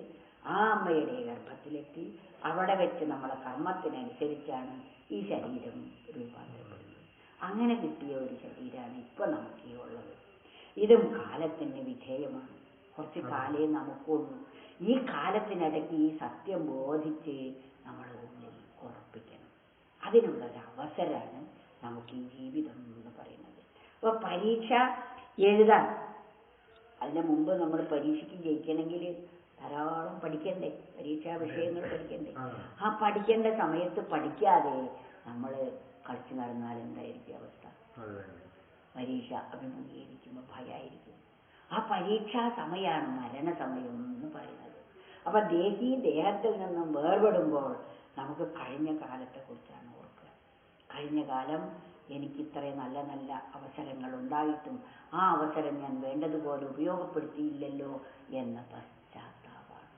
അതാണ് ദുഃഖരൂപത്തിൽ മരണസമയത്ത് പ്രകടമാകുന്നത്. ആ പശ്ചാത്താപം വരാതിരിക്കണമെങ്കിൽ നല്ല കാലത്ത് തന്നെ നമ്മൾ സത്തുമായുള്ള സംഘം നമുക്കുണ്ടാകുമ്പോൾ, നമ്മുടെ ശരീരം അവശമാകുമ്പോൾ, നമ്മൾ കിടക്കുന്ന സമയത്തും നമുക്ക് ആ സത്തിനെക്കുറിച്ച് സ്മരിച്ച് പരമാനന്ദ നിർവൃതിയിൽ കഴിയാൻ നമുക്ക് കഴിയും. അങ്ങനെ കഴിയണം നമുക്ക്. അത് നല്ല കാലത്ത് വേണം നമുക്കത്. നമുക്ക് ശരീരം എപ്പോഴും ആവശ്യമാവും, ഏത് നിമിഷവും. ഇപ്പോഴുള്ള ഈ ആരോഗ്യം നമുക്ക് അടുത്ത നിമിഷം ഉണ്ടാവണമെന്നില്ല. അപ്പൊ ഈ ആരോഗ്യം നഷ്ടപ്പെടുമ്പോഴും നമുക്ക് ആ തളരാത്ത ഒന്ന് നമ്മളിലുണ്ട്. തളരുന്ന ശരീരത്തിൽ തളരാത്ത ഒരാളിരിക്കുന്നുണ്ട്. ആ ആളുമായുള്ള ബന്ധം നമുക്കുണ്ടായാൽ നമ്മൾക്ക് തളർച്ചല്ല, തളരുന്നത് ശരീരമാണ്. ശരീരം തളരുക തന്നെ ചെയ്യും. ഇതാണ് നമ്മൾ ഉറപ്പിക്കേണ്ടത്. ശരീരം തളരും, ഇത് പോകുന്ന സാധനമാണ്, ഇത് അസത്താണ് ശരീരം. ശരീരമല്ല നമ്മൾ ശരീരമാണെന്ന് തെറ്റിദ്ധരിച്ചു പോയി. അതാണ് ശങ്കരാചാര്യ ഒരു ഉദാഹരണം കൊടുത്തിരിക്കുന്നു. കയറും കഷ്ണത്തിനെ കണ്ട് പാമ്പാണെന്ന് തെറ്റിദ്ധരിച്ചു അല്ലേ? രജുക്കണ്ടത്തിങ്കലെ പന്നകബുദ്ധി പോലെ എന്നാണ് പറയുന്നത്. ഒരു അരണ്ട വെളിച്ചത്തിൽ ഒരു സാധനം ഇങ്ങനെ കിടക്കണ കണ്ടു. പെട്ടെന്ന് അയാൾക്ക് ഓർമ്മ വന്നത് പാമ്പാണെന്ന് ഓർമ്മ വന്ന ഉടനെ എന്ത് ചെയ്തു? അയാളിങ്ങനെ നോക്കുമ്പോൾ തോന്നുകയാണ്, ഉള്ളിൽ പലതും തോന്നും. അത് പത്തി പടർത്തുന്നു, ചീറ്റുന്നു, എൻ്റെ നേരെ വരുന്നു, ചലിക്കുന്നു എന്നൊക്കെ തോന്നും. അപ്പോൾ ഉള്ളിലിങ്ങനെ ഭയം കൂടിക്കൂടി വരും. ഭയം കൂടിക്കൂടി വരുന്ന സമയത്ത് പിന്നെ എന്തായി? അടുത്ത ആളോട് വിളിച്ചു, ഒരു വടി കൊണ്ടുവരും, ഒരു വെളിച്ചു കൊടുത്തോളനി. അപ്പൊ ടോർച്ചും കൊണ്ടുവന്നു. ടോർച്ച് ഒന്ന് അടിച്ച് നോക്കുമ്പോഴാണ് ഇത് കയറിൻ്റെ ഒരു കഷ്ണമായിരുന്നു. കുട്ടികളെ കളിച്ചിത്ര നീളത്തിലുള്ള ഒരു കയറിട്ടതായിരുന്നു. പിന്നെ വല്ല പേടിയുണ്ടോ? അതേപോലെയാണ് ആ ടോർച്ചടിക്കലാണ് ഇപ്പൊ നമ്മൾ ഈ സത്കാര്യങ്ങളെ കുറിച്ച് കേൾക്കുന്നത്. നമ്മൾ ദേഹമാണെന്ന് തെറ്റിദ്ധരിച്ചു. ദേഹമാണെന്ന് തെറ്റിദ്ധരിക്കുമ്പോൾ ഇത് രോഗഗ്രസ്തമാകും, ഇത് ഏത് നിമിഷം നഷ്ടപ്പെടും, ഇത് നമ്മളെ സ്വാധീനത്തിലല്ല എന്ന് നമ്മൾ ധരിക്കുന്നത് ഈ പാമ്പിനെ കണ്ട് ഭയപ്പെടുന്നത് പോലെ. ദേഹോഹം നമ്മളിലുള്ള കാലം വരെ നമ്മൾ വെളിച്ചമില്ലാതെ കയറും കഷ്ണത്തിലെ പാമ്പാണെന്ന് ധരിക്കുമ്പോഴുള്ള വിഷമമുണ്ടാകും. ടോർച്ചടിച്ച് കഴിയുമ്പോഴോ നമുക്ക് ആ സത്യം ബോധിക്കുമ്പോൾ ഭയമല്ല. ശരീരത്തിന് മാത്രമേ നാശമുള്ളൂ, എനിക്ക് നാശമല്ല. ഇതാണ് നിങ്ങൾ, ഞാൻ ശരീരമല്ല, ഞാൻ മനസ്സല്ല, ഞാൻ ബുദ്ധിയല്ല, ഞാൻ ആത്മാവാണ്. ഞാൻ ആത്മാവാണെന്ന് ബോധിച്ചു കഴിയുമ്പോൾ നമുക്ക് ഈ ദേഹത്തിൻ്റെ യാതൊരു ബാധ്യതകളും നമ്മെ ബാധിക്കില്ല. ഈ ശരീരത്തിൽ ഇരുന്നു കൊണ്ട് തന്നെ നമുക്കൊരു സാധ്യം. ഈ ശരീരത്തിൽ ഇരുന്ന് വേണം. അപ്പൊ ശരീരം അവശമായാലും അവശമാവാത്ത എന്നെ തിരിച്ചറിയാൻ നമുക്ക് കഴിയണം. അതെങ്ങനെ തിരിച്ചറിയാം? നിരന്തരം ആത്മവിചാരത്തെ കൂടി ആവർത്തിച്ച് ആത്മാവിചാരം ചെയ്താൽ ആത്മാവ് ഉണർന്നിരിക്കും. വീണ്ടും വീണ്ടും നമ്മൾ, അതുകൊണ്ട് നമ്മളെ വീടോ നമ്മളെ കുടുംബമോ നമ്മളുടെ ബന്ധങ്ങളോ നമ്മളുടെ ജോലിയോ ഒന്നും നമ്മൾ ഉപേക്ഷിക്കുകയും മാറ്റുകയും ചെയ്യണ്ട. ഇത് മാറ്റിയാലല്ല ഇതറിയുന്നത്. നമ്മളുടെ മനസ്സ് ഏതിൽ കൂടിയൊക്കെ ഈ സുഖത്തിനും സുരക്ഷയ്ക്കും വേണ്ടി ഒഴുകുന്നുവോ ആ ഒഴുക്കിനെ ഒന്ന് പിന്തിരിപ്പിച്ച് നമ്മൾ സത്തിലേക്ക് തിരിക്കുക. എങ്ങനെ? ഇതിലൂടെ സത്തിനെ കാണാൻ പഠിക്കുക. ഈ കാണപ്പെടുന്ന വസ്തുക്കളിൽ, അതാണ് എഴുത്തച്ഛൻ പറഞ്ഞ് യാതൊന്ന് കാൺമതതും നാരായണ പ്രതിമ എന്ന് പറഞ്ഞു. കാണുന്നതൊക്കെ ഈശ്വര സ്വരൂപികളാണ്. എന്നാൽ ഈ കാണുന്ന ശരീരം അല്ല എന്ന് ബോധിക്കണം. ഈ ശരീരത്തെ ചേഷ്ടിക്കുന്ന ആത്മചൈതന്യം. അപ്പൊ അതല്ലേ നമ്മളിലൊക്കെ നിറഞ്ഞിരിക്കുന്നത്. ഈ ബോധം എങ്ങനെ ഉറയ്ക്കുക? ആദ്യം നമ്മൾ കേൾക്കുന്നു, പിന്നെ കേട്ടതിനെ വീണ്ടും വീണ്ടും വിചാരം ചെയ്യുന്നു. വിചാരം ചെയ്തു കഴിഞ്ഞാലോ പിന്നെ നമ്മളുടെ മനസ്സിൽ എപ്പോഴും അത് ഉറച്ചു കിട്ടും. മനനം ചെയ്യണം. അപ്പോൾ ഉറച്ചു കിട്ടിക്കഴിഞ്ഞാൽ പിന്നെ നമുക്ക് യാതൊരു യത്നമില്ലാതെ യാതൊരു വിഷമമില്ലാതെ നമ്മളുടെ മനസ്സിൽ കാണുമ്പോഴും കേൾക്കുമ്പോഴും നമുക്ക് ആ ചിന്ത ഇത് സാധിക്കുന്ന കാര്യമാണ്. നിരന്തരം നമുക്ക് ആ വിചാരം ചെയ്യുമ്പോൾ ഏറ്റവും വലിയ സുരക്ഷാബോധപ്പെടാൻ നമുക്ക് കിട്ടും. അവരെ രക്ഷിക്കാനുണ്ട്, ഇവർ രക്ഷിക്കാനുണ്ട്, അവർ നോക്കാനുണ്ട് എന്നത് ആർക്കും ആരെയും ഇവിടെ രക്ഷിക്കാൻ കഴിയില്ല. പക്ഷെ ഈശ്വരൻ നമ്മെ എപ്പോഴും രക്ഷിച്ചുകൊണ്ടിരിക്കുന്നുണ്ട്.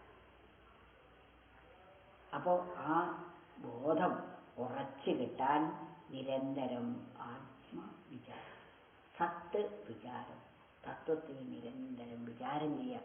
അതുപോലെ നമ്മൾ അനവധി കഥകൾ പറയുന്നു. ഈ കഥകളൊക്കെ തന്നെ ഈ തത്വങ്ങളെ ബോധിപ്പിക്കാൻ വേണ്ടിയാണ്. മഹാഭാരതവും ഭാഗവതവും എല്ലാം തന്നെ നമുക്ക് ഈ പ്രപഞ്ച വസ്തുക്കളൊക്കെ വെറും കണ്ണാടിയിൽ കാണുന്ന പ്രതിബിംബം മാത്രമാണ്. ഒരു സൂര്യനെ നമ്മൾ ഇവിടെ ഒരു ബക്കറ്റിൽ വെള്ളം വെച്ചാൽ ആ ബക്കറ്റിൽ പ്രതിഫലിക്കില്ലേ?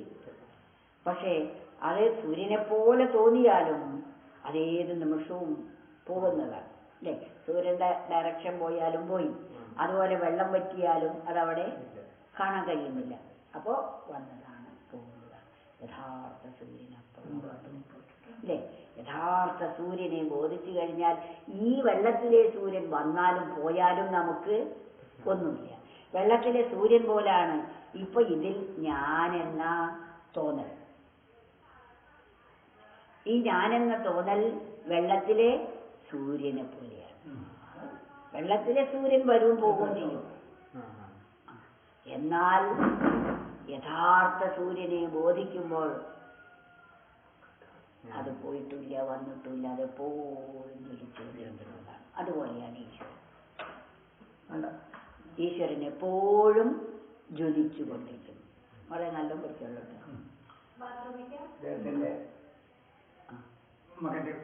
മകന്റെ മോളാണ്. കിട്ടിയോ? ഇപ്രാവശ്യം ഉണ്ടായിരുന്നല്ലോ.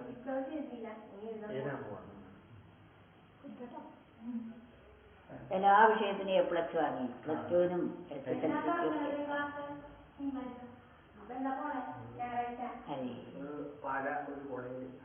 പാല ബ്രില്യൻസോ പാല നിങ്ങളുടെ അടുത്താ? അവിടേക്കാ പോകുന്നത്. ആണല്ലേ? ആണല്ലേ? ഏത് കോളേജാണെന്ന് ഇപ്പോൾ ചോദിച്ചാൽ. അപ്പോ ഇങ്ങനെ നമ്മൾ നിരന്തരം വിചാരം ചെയ്യുമ്പോൾ ഈ അനുഭൂതി സുരക്ഷ അതല്ലേ നമുക്ക് വേണ്ടത്. അതിന് ഒരു ക്ലേശവും ഇല്ല, അതിനൊരു ബുദ്ധിമുട്ടും നമുക്കില്ല. അത് വേണം എന്ന ഒരു തോന്നൽ ഉണ്ടായി. അത് ജന്മം കൊണ്ടുണ്ടായല്ലോ, മഹാഭാഗ്യം കൊണ്ട് അതിപ്പോ ഉണ്ടായില്ലേ. ഇനി നമുക്ക് ഇതിന് ഈ ചിന്തകളിലൂടെ നിരന്തര വിചാരം കൊണ്ട് നമുക്കത് ഉറപ്പിക്കാൻ കഴിയും. ഒരു വിഷമമില്ല. അപ്പോ അസത്തിൽ നിന്ന് നമ്മൾ സത്തിലേക്ക് പോയാൽ മാത്രമേ നമ്മൾ ഇരുട്ടിൽ നിന്നും പ്രകാശത്തിലേക്ക് നീങ്ങുള്ളൂ. അപ്പോൾ മാത്രമേ നമുക്ക് നമ്മൾ മരിക്കാത്തവരാണ് എന്നുള്ള ബോധമുണ്ടാവും. അപ്പൊ എത്ര മഹത്തായ ഒരു സന്ദേശമാണ് ആ ഒരു ശാന്തി മന്ത്രത്തിലൂടെ നമുക്ക് തരുന്നത്. അസതോമ സത്യമയ തമസോമ ജ്യോതിർഗമയ മൃത്യോമ അമൃതം ഗമയ. ഇതൊക്കെ എല്ലാവർക്കും അറിയാം. പക്ഷെ അതിനെക്കുറിച്ച് നമ്മൾ അധികം ചിന്തിക്കുന്നില്ല. അതുപോലെ നമ്മളിവിടെ കാണുന്നത് ഈശ്വരൻ സർവത്ര നിറഞ്ഞിരിക്കുന്നത് എങ്കിലും അതിനെ മാത്രം നമ്മൾ കാണുന്നില്ല. കാരണം എന്താ? ഈ ദൃശ്യങ്ങളിൽ നമുക്ക് സത്യബുദ്ധി കൊണ്ടാണ്. അതിനൊരു ചെറിയ ഉദാഹരണം ഒരു കഥ. ഒരിക്കലും ഒരു ചെക്ക് പോസ്റ്റിലെ ഒരു ഓഫീസർ കസ്റ്റംസുകാർ പിടിക്കാൻ വേണ്ടി, ഈ കള്ളക്കടത്ത് പിടിക്കാൻ വേണ്ടിയിട്ട് ഒരാൾ ഇരിക്കുന്നുണ്ട് റോഡിൽ. അപ്പോൾ ഇരിക്കുമ്പോൾ ഒരാളെ ഒരു കുതിരയിൽ കുറച്ച് മണ്ണ് കയറ്റിക്കൊണ്ട് ഈ ചെക്ക് പോസ്റ്റിലെത്തി. അപ്പോൾ അയാൾ ഒന്ന് നോക്കി, ഇതിലെന്താ ഈ കുതിരപ്പുറത്ത് എന്താ? ഒരു കുറച്ച് മണ്ണ്. അതിലെന്താ? അപ്പോൾ അത് മണ്ണാണ് കൊണ്ടുപോകുന്നത് എന്ന്. അല്ല, ഇതിൽ നീ എന്തോ കടത്തിക്കൊണ്ട്. ആരെങ്കിലും കുതിരപ്പുറത്ത് മണ്ണ് കൊണ്ടുപോകാറുണ്ടോ? എന്തോ സാധനമുണ്ട്. അയാൾ ആ മണ്ണൊക്കെ വാങ്ങി തെരഞ്ഞ് പൊക്കി തോന്നലും പല പ്രാവശ്യം ഇയാൾ ഇങ്ങനെ മണ്ണും കൊണ്ടുവന്നു. അപ്പോഴൊക്കെ വിട്ടു. ഇയാളെ പിടിക്കാൻ കഴിഞ്ഞതേ ഇല്ല. അവസാനം ഇയാൾ ഈ ജോലിയിൽ നിന്ന് പിരിഞ്ഞതിന് ശേഷം ഇയാളോട് ചോദിച്ചു, നിങ്ങൾ നല്ല വിളവനാണെന്ന് എനിക്കറിയാം, എന്താ നിങ്ങൾ കടത്തിക്കൊണ്ടുപോയത്? നിത്യേന നിങ്ങൾ കഴുതപ്പുറത്ത് ഈ കുതിരപ്പുറത്തും മണ്ണുമായിട്ട് പോകാറുണ്ടല്ലോ, നിങ്ങൾ എന്താ കൊണ്ടുപോയിരുന്നത്? ഇനി നിങ്ങൾക്ക് പറയാലോ, അതുകൊണ്ട് നിങ്ങളെ പിടിക്കൊന്നുമില്ല എന്ന് ഇയാൾ പറഞ്ഞു. പറഞ്ഞു, സുഹൃത്തെ, ഞാൻ കൊണ്ടുപോയിരുന്നത് കുതിരകളെയാണ്. അപ്പൊ കുതിരകളെയാണ് ഇയാൾ കടത്തിക്കൊണ്ട് പോയിരുന്നത്. അത് ഇയാളെ കൺമുമ്പിൽ കൂടി പോയിട്ടും അയാളെ കുതിരേനെ കണ്ടില്ല. മുകളിലുള്ള മണ്ണാണ് കണ്ടത്. അയാളെ മനസ്സിൽ മുഴുവൻ മണ്ണിലാണ് തനിക്ക് വേണ്ടതുള്ളത് എന്ന് ധരിച്ചതുകൊണ്ട് കുതിരയെ അയാൾ ശ്രദ്ധിച്ചതേയില്ല, ഇല്ലേ? പക്ഷെ കുതിരേനെയാണ് പിടിക്കേണ്ടത്. കടത്തിക്കൊണ്ട് പോയ സാധനം കുതിരയാണ്. അയാൾക്ക് വേണ്ടതെന്തോ അതിനെ അയാൾ കണ്ടില്ല, വേണ്ടാത്തത് അയാൾ കാണുകയും ചെയ്തു. ഇതേപോലെയാണ് നമുക്ക് വേണ്ടതെന്തോ അത് ഈശ്വരനാണ്. ആനന്ദത്തെയാണ് നമുക്ക് വേണ്ടത്, സന്തോഷമാണ് വേണ്ടത്, സംതൃപ്തിയാണ് നമുക്ക് സുരക്ഷയാണ് വേണ്ടത്. അത് നമുക്ക് സുലഭമായിട്ട് ഇവിടെ ഉണ്ട്, അതിനെ നമ്മൾ കാണുന്നില്ല. അതിനെ കാണാതിരിക്കാൻ ചില അസത്തുക്കളെ ഇവിടെ ഉണ്ട്. ശബ്ദവും സ്പർശവും രൂപവും രസവും ഗന്ധവും, അതിലാണ് നമ്മുടെ ശ്രദ്ധ മുഴുവൻ. അതിൽ ശ്രദ്ധ ഉള്ളത് കൊണ്ട്, മണ്ണിൽ ശ്രദ്ധ ഉള്ളത് കൊണ്ട് കുതിരയെ കാണാത്തത് പോലെ ശബ്ദസ്പർശ രൂപരസ ഗന്ധങ്ങളിൽ ശ്രദ്ധിക്കുന്നത് കൊണ്ട് ഈ ശബ്ദസ്പർശ രൂപരസ ഗന്ധത്തിന് കാരണമായിരിക്കുന്ന ചൈതന്യമേതോ അതിനെ നമ്മൾ കാണുന്നില്ല, അല്ലേ?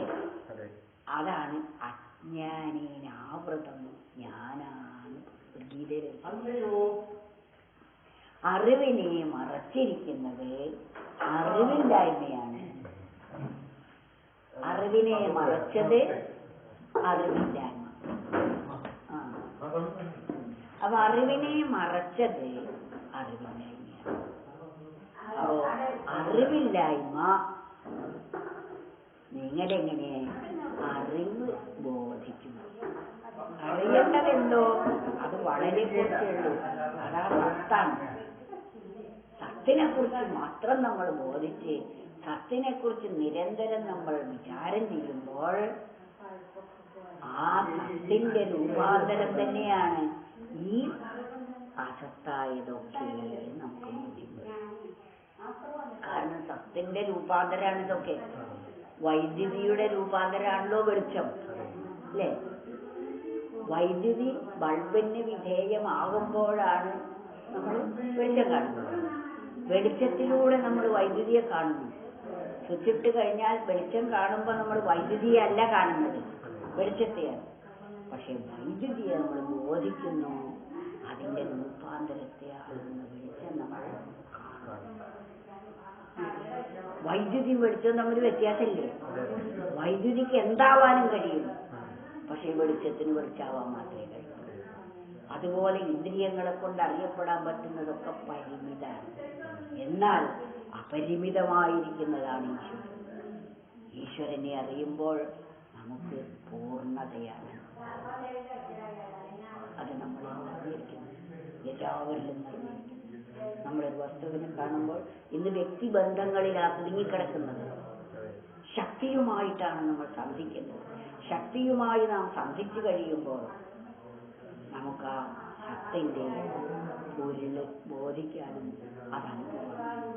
അതുകൊണ്ട് സത്തിനെയാണ് നമ്മൾ നിരന്തരം ബോധിക്കുന്നത്, അസത്തിനെ അല്ല.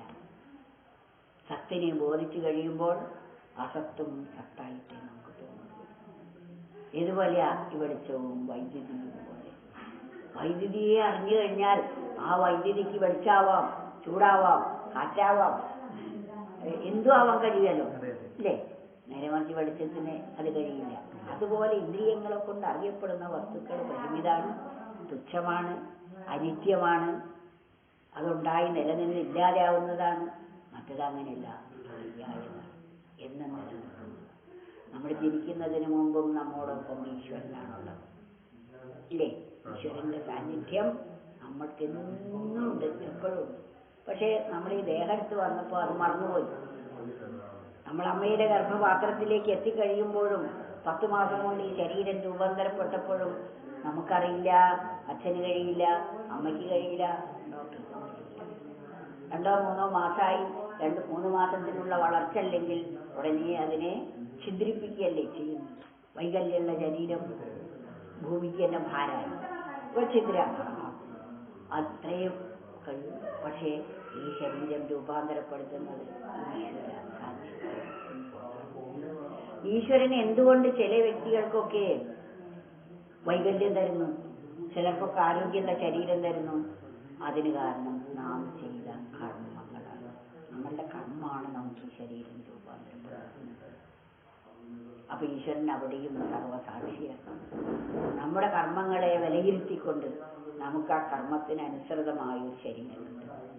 അത് 10 മാസം കൊണ്ട് എന്തെല്ലാം ഉപകരണങ്ങളാണ് ഉറപ്പിച്ചു വെച്ചിരിക്കുന്നത് ഈ ശരീരത്തിൽ, അല്ലേ? ഹൃദയമുണ്ട്, ശ്വാസകോശമുണ്ട്, കരളുണ്ട്, കുടലുണ്ട്. ഒരറ്റം നമ്മളെ വായാണെങ്കിൽ വായിൽ എന്തെല്ലാം സജ്ജീകരണങ്ങളാണ് ഭക്ഷണം കഴിക്കാനുള്ള, ഇല്ലേ? എന്നാൽ അത് ഇറക്കിക്കഴിഞ്ഞാൽ ദഹിക്കാൻ എന്തെല്ലാം സാധനങ്ങൾ അതിൻ്റെ ഉള്ളിൽ ഉറപ്പിച്ചു വെച്ചിരിക്കുന്നു. അത് കഴിഞ്ഞാൽ പിന്നീട് അത് പുറന്തള്ളാനുള്ള സജ്ജീകരണങ്ങൾ എന്തെല്ലാം അവിടെ ഉണ്ട്. വളരെ ഗോപ്യമായി ആർക്കും ഒരു ഉപദ്രവവും ഇല്ലാത്ത വിധത്തിൽ ഇതിനെയെല്ലാം സജ്ജീകരിച്ച് എത്ര യുക്തിപൂർവ്വം എത്ര ബുദ്ധിപൂർവ്വം ഇതിനെ നമ്മൾ നിലനിർത്തുന്നു. അപ്പൊ ഇതിന്റെ ഈ പ്രവർത്തനത്തിന് നിത്യ സാന്നിധ്യമായ ഒരു ചൈതന്യം ഇന്ത്യയിൽ നമ്മൾ എന്ന് പറയുന്ന അതിൽ നിന്ന് വേറെയാണോ എന്നാണ് ഇനി അടുത്ത സംശയം. ഞാൻ എന്നതും ഈശ്വരൻ എന്നതും രണ്ടാണ്. തത്വമസി എന്ന് പറയുമ്പോൾ അതെ, ഒന്നല്ലേ. കയറും പാമ്പും രണ്ടാണോ? ആണോ? രാത്രി നോക്കുമ്പോ അത് പാമ്പാണ്, പക്ഷെ അപ്പൊ കയറില്ല. പാമ്പാണെന്ന് തോന്നുമ്പോ കയറുന്നില്ല, ബോധമില്ല അല്ലേ? വെളിച്ചം വന്നപ്പോൾ പാമ്പല്ല, അത് കയറാണ്. ഒന്നേ അവിടെ ബോധമുള്ളൂ, രണ്ടെണ്ണം അവിടെ ഇല്ല. അപ്പൊ കയറും പാമ്പും രണ്ടെണ്ണല്ല, ഒന്നേ ഉള്ളൂ. പക്ഷെ കയറാതെ ബോധിക്കുമ്പോൾ ഭയം പോയി, പാമ്പാന്ന് ബോധിക്കുമ്പോൾ ഭയമാകും. ഇതല്ലേ വ്യത്യാസമുള്ളൂ. അതുപോലെ ജീവനും ഈശ്വരനും വാസ്തവത്തിന്റെ ജീവനാണ് എന്ന് ധരിക്കുമ്പോൾ നമുക്ക് ഭയവും പരിഭ്രമവും ജനനവും മരണവും ക്ലേശങ്ങളും പ്രശ്നങ്ങളുമായി ജീവനായിരിക്കുന്നു. ഈശ്വരനാണെന്ന് ബോധിക്കുമ്പോൾ കയറാണെന്ന് ബോധിക്കുമ്പോൾ ഇതൊന്നും അല്ലേ ആലോചിച്ചു. അതുപോലെ നിരന്തരം അതാവണമെങ്കിൽ നിരന്തരം അതിനെ വിചാരം ചെയ്യണം. അതിനെ നിരന്തരം വിചാരം ചെയ്യുമ്പോൾ അതാണ് നമ്മൾ. ഇതിനെ വിചാരം ചെയ്യുമ്പോൾ ഇതാണ് നമ്മൾ. ഇപ്പൊ ഇതാണെന്ന് ധരിച്ചത് കൊണ്ട് നമുക്ക് വിഷമായി, ഭയമായി, ബുദ്ധിമുട്ടുകളായി, പ്രശ്നങ്ങൾ. ഇതിലിരുന്നു കൊണ്ടും നമ്മൾ അതിനെ ബോധിക്കുമ്പോഴോ ഇതൊന്നും നമ്മൾ ഒരു പട്ടി കടിക്കാൻ വരുമ്പോ നമ്മളൊരു കൊമ്പത്ത് കയറിയിരുന്നാൽ ഒരിക്കലും ഈ പട്ടി നമ്മെ കടിക്കില്ല അല്ലേ? അപ്പൊ പട്ടി കടിക്കാത്ത ഒരവസ്ഥ ആ കൊമ്പിൽ കയറിയിരിക്കലാണ്. അതുപോലെ ഈ പ്രശ്നങ്ങളൊക്കെ നമ്മെ ബാധിക്കാതിരിക്കണമെങ്കിൽ നമ്മൾ എപ്പോഴും ആ സത്തുമായിട്ട് നമുക്കുണ്ടായാൽ ഇളകിക്കൊണ്ടിരിക്കുന്ന ഒരു വസ്തുവുമായിട്ട് നമ്മൾ പിടിച്ചാൽ നമ്മൾ എപ്പോഴും ഇളകും. ഇളകാത്തൊരു വസ്തുവിനെ നമ്മൾ പിടിച്ചാലോ സ്ഥിരമായിരിക്കും. ഈ പ്രപഞ്ചത്തിലെ ഏത് വസ്തുവിനെയും നമ്മൾ ആശ്രയിച്ചാലും ഇളകുന്ന വസ്തുവിനെ പിടിച്ച പോലെയാണ്. ഇളകാത്ത വസ്തു ഈശ്വരൻ മാത്രമാണ്. ആ ഈശ്വരനെ നമ്മൾ മുറുകെ പിടിച്ചാൽ നമുക്ക് സ്ഥായിയായി സ്ഥിരമായി അതിനെ ബോധിക്കാൻ കഴിയും. അപ്പൊ നമുക്ക് ചാഞ്ചല്യം ഉണ്ടാവില്ല. മനസ്സ് ചലിക്കാൻ കാരണം ചലിക്കുന്ന വസ്തുക്കളുമായുള്ള സംഗമമാണ്.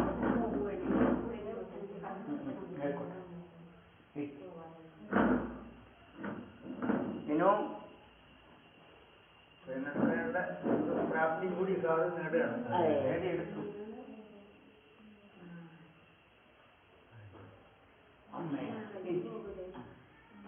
കൊറേ കേട്ടില്ലേ? അതെ, ഞങ്ങൾക്കൊക്കെ ഗുരുവാണ് ഇപ്പൊ.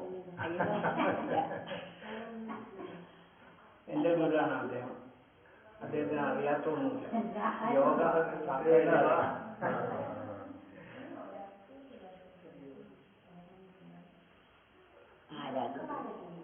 ഈ മലയിൽ കൂടെ ഒക്കെ എന്നെ കൊണ്ടുപോയി ആനകളുടെ ഇടയിൽ കൂടെ ഒക്കെ ഞങ്ങൾ നടന്നുണ്ട്. കാട്ടാനകളുടെ ഒരു 16 കാട്ടാനയുടെ ഇടയിൽപ്പെട്ട് ഞങ്ങൾ ഒരു 4 കിലോമീറ്റർ മേലെ കൂടെ നടന്നിട്ടാണ് താഴെ.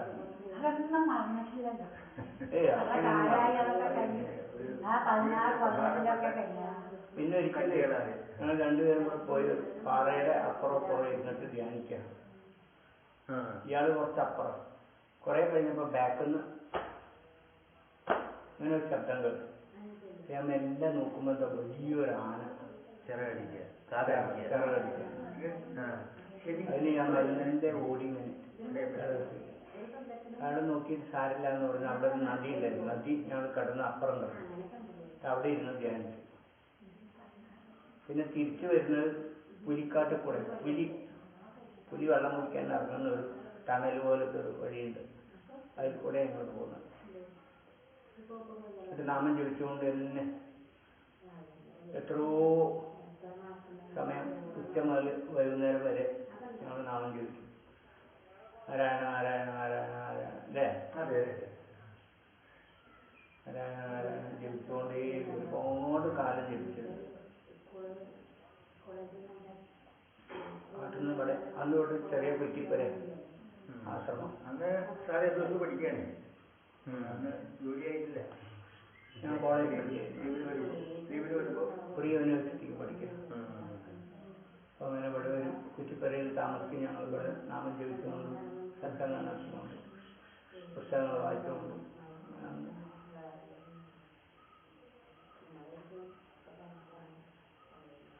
She was the inspiration for us that day. Current inspiration ആയിരുന്നു.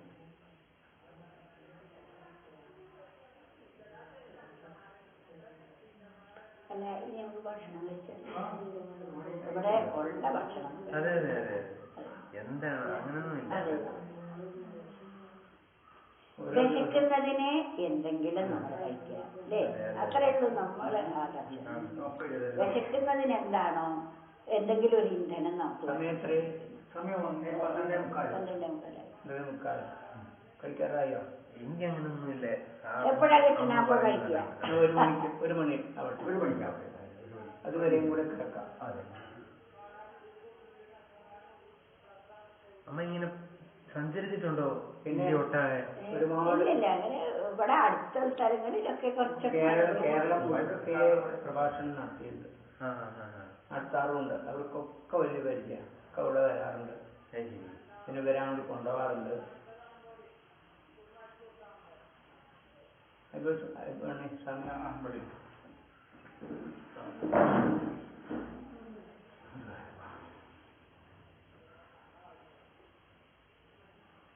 ഇവിടെ ഒരു മലയോരത്ത് ശാന്തമായ സ്ഥലമാണ് അല്ലേ? അധികം ശബ്ദങ്ങളോ വണ്ടികളോ ഒന്നുമില്ല. വാഹന സൗകര്യം ഉണ്ട്, വണ്ടിയൊക്കെ വരും ചെയ്യാം. അതെ അതെ അതെ. ആലുവക്കടുത്ത് ഒരു പ്ലെയിന് എന്താണ് പറയുക, പിന്നെ അവിടെ ഒരു വേണുഗോപാൽ ഉണ്ട്. അപ്പോൾ അദ്ദേഹമാണ് ആദ്യം കൊണ്ടുപോയിട്ട് ഒരു സപ്താഹം നടത്തി അവിടെ. സപ്താഹങ്ങളുടെ കീഴിൽ കേരളം കുറെ ആളുകൾ വരും. അങ്ങനെ ഭാഗവത സപ്താഹം അങ്ങനെ ഉണ്ടായി. ഒരു 10-20 കൊല്ലായില്ലേ ഭാഗവത സപ്താഹമൊക്കെ നടത്തും. ഇവിടെയുണ്ട് കൊല്ലത്തിൽ ഒരിക്കൽ. അങ്ങനെ അന്നത്തെ അതാണ് ആദ്യത്തെ ഡിസംബറിൽ. ഇപ്പൊ ഇവിടെ നടത്തുന്ന അദ്ദേഹമാണ് വിനോദ് റേഡിയോ സ്റ്റാർ. എന്റെ പേര് അശോക് കുമാർ. ഞാൻ നാട്ടിലിവിടെ തിരുവല്ല എന്ന് പറയും. കോട്ടയം, ചങ്ങനാശ്ശേരി, തിരുവല്ലയിലാണ്. 17 വർഷമായിട്ട് അവിടെയാണ് ജോലി. കമ്പനിയുടെ ജോലിയാണ്. അവിടെ ഞങ്ങള് നൈജീരിയക്ക് ആവശ്യമായ അരി, ഓയിൽ, ഷുഗർ ഒക്കെ ബ്രസീൽ, ഇന്ത്യ, തായ്ലാൻഡിൽ നിന്നൊക്കെ ഇമ്പോർട്ട് ചെയ്യുന്ന സെല്ല് എന്നിട്ട് അവിടെ വിൽക്കുന്ന കമ്പനി ജോലിയാണ്. കുടുംബത്തോടാണ് അവിടെ തന്നെയാണ്. മൂത്ത മോള് 4ാം ക്ലാസ്സിൽ പഠിക്കുന്നു. അവിടെ ഒരു CBSE സ്കൂളുണ്ട്. ഇളയ മകൻ 3ാം ക്ലാസ്സിൽ പഠിക്കുന്നു. ഇപ്പം ജൂൺ ജൂലൈയിലാണ് അവിടെ അവധി. അപ്പൊ അവധിക്ക് ഞങ്ങളിപ്പോ എല്ലാ വർഷവും ജൂണിൽ ഇങ്ങോട്ട് വരും. റിലേറ്റീവ്സ് ഒക്കെ ഇവിടെ തന്നെയുള്ളത്. റിലേറ്റീവ്സ് എന്ന് പറയുന്ന അച്ഛനുണ്ട്. അമ്മ മരിച്ചുപോയി 2011. അനിയൻ ഒരിക്കലും ഉണ്ടായിരുന്നു. 2005 ഇങ്ങനെ സ്കൂൾ വഴി ഒരു പിക്നിക്കിന് പോയതാ വാളയാർ അങ്ങ് പോയപ്പോ അവിടെ ഈ കൊട്ടവള്ളത്തെ അങ്ങനെ അപ്പൊ ഞാനും പിന്നെ ഫാമിലി അച്ഛനും ഉണ്ട് അടുത്ത കുടുംബത്തിൽ. പിന്നെ അച്ഛന്റെ പെങ്ങന്മാരും ആങ്ങളെയൊക്കെ. സാറിന്റെ പ്രഭാഷണം ഞാൻ 2015 തൊട്ട് അവിടെ നിന്നാണ് ഒരു അട്രാക്ഷൻ, ഒരു കാന്തി. സാറിനെ കാണാൻ ഞാൻ ഈ ലാസ്റ്റ് 3 വർഷമായിട്ട് തപ്പുമായിരുന്നു. ഞാൻ നമ്മുടെ ഇന്ത്യൻ ഇൻസ്റ്റിറ്റ്യൂട്ട് ഓഫ് സയന്റിഫിക് ഹെറിറ്റേജിൽ നമ്മുടെ ഡോക്ടർ ഗോപാലകൃഷ്ണ സാറിന്റെ അനുയായികളോടൊക്കെ അല്ല, എനിക്ക് അറിയത്തില്ലായിരുന്നു, ഉണ്ടാക്കിയില്ലല്ലോ. ഞാൻ പിന്നെ യൂട്യൂബ് വീഡിയോസിന്റെ താഴെയൊക്കെ ഇട്ടിട്ടുണ്ടായിരുന്നു ഫോൺ നമ്പർ വല്ലതും കിട്ടുമെന്ന്. ഒന്നും കിട്ടിയില്ല. പിന്നെ നമ്മുടെ ഒരു കൂട്ടുകാരൻ കോഴിക്കോട്ട് ഈ മെയ് മാസമാണ് നമുക്ക് സാറിന്റെ നമ്പർ കിട്ടിയത്. അന്ന് തന്നെ പിന്നെ കോണ്ടാക്ട് ചെയ്തു സാറുമായിട്ട് സംസാരിക്കാൻ പറ്റി. അതനുസരിച്ച് ഞങ്ങൾ പറഞ്ഞു അവധിക്ക് വരുമ്പോൾ തീർച്ചയായും അങ്ങനെ അത് സന്ദർഭമാണ്. അതെ. എത്ര അവധിയുണ്ട്? എത്ര മാസമുണ്ട്? 4 ആഴ്ച, അതായത് 1 മാസമുണ്ട്. ജൂലൈ 5-ാം തീയതി തിരിച്ചു പോകണം. അതെ. അപ്പൊ ഇവിടെ ആയില്ല. ഇപ്പൊ ഒരാഴ്ച കൂടെ ഉള്ളൂ. അടുത്ത വ്യാഴാഴ്ച പോകണം.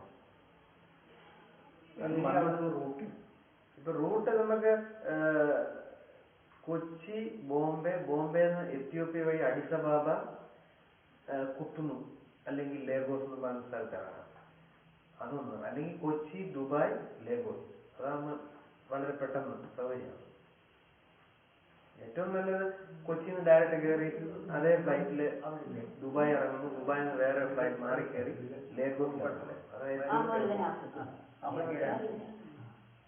ഞങ്ങളിവിടെ വീട്ടിൽ ആളുണ്ട്, മുന്നിട്ട് വരായിട്ട് കൂട്ടുപാട്ടുകാരനാണ്. ആഫ്രിക്കയില. അവിടെയാണല്ലോ. ആഫ്രിക്ക വലിയൊരു ഭൂഖണ്ഡമാണ്. 36 രാജ്യങ്ങളൊക്കെ ഉണ്ട്. ഞങ്ങൾ വെസ്റ്റ് ആഫ്രിക്കയാണ്, അങ്ങ് അപ്പുറത്തെ മൂല. സെനഗൽ, ഘാന, ഈജിപ്തിന്റെ ഒക്കെ അടുത്ത ഈസ്റ്റ് ആഫ്രിക്കയില. ഈസ്റ്റിലാണ്, ഇപ്പുറത്ത് കിഴക്ക് ഭാഗത്താണ്. അല്ല, പടിഞ്ഞാറ് ഭാഗത്താ. വെസ്റ്റ് ആഫ്രിക്കയിൽ ഉഷ്ണമേഖലയിൽപ്പെട്ട ആണാന്ന്. ഈക്വേറ്ററിന്റെ അടുത്ത് തന്നെയാണ്. നല്ല 6 മാസം മഴയും 6 മാസം വെയിലും. കേരളത്തിൽ ഉച്ചയ്ക്ക് മഴ പെയ്താൽ വൈകിട്ട് അവിടെ മഴ എങ്ങനെയെങ്കിലും ചാറും. ആ ഒരു രീതിയാ. അവിടുത്തെ ഏറ്റവും പ്രധാനപ്പെട്ട ആഹാരം എന്താന്ന് ചോദിച്ചാൽ പലരും ഞെട്ടും, കപ്പയാണ്. കപ്പയും കാച്ചിലും അവരുടെ ലോക്കൽ ഫുഡെന്ന് പറയുന്നത്. അതെ. കപ്പ കൃഷി ഇഷ്ടം പോലെ ഉണ്ടാവും. പിന്നെ അവർ ലോക്കലി ഓരോ വീട്ടിലും വില്ലേജിലൊക്കെ അവരാണ്, അതാണ് മെയിൻ ആഹാരം.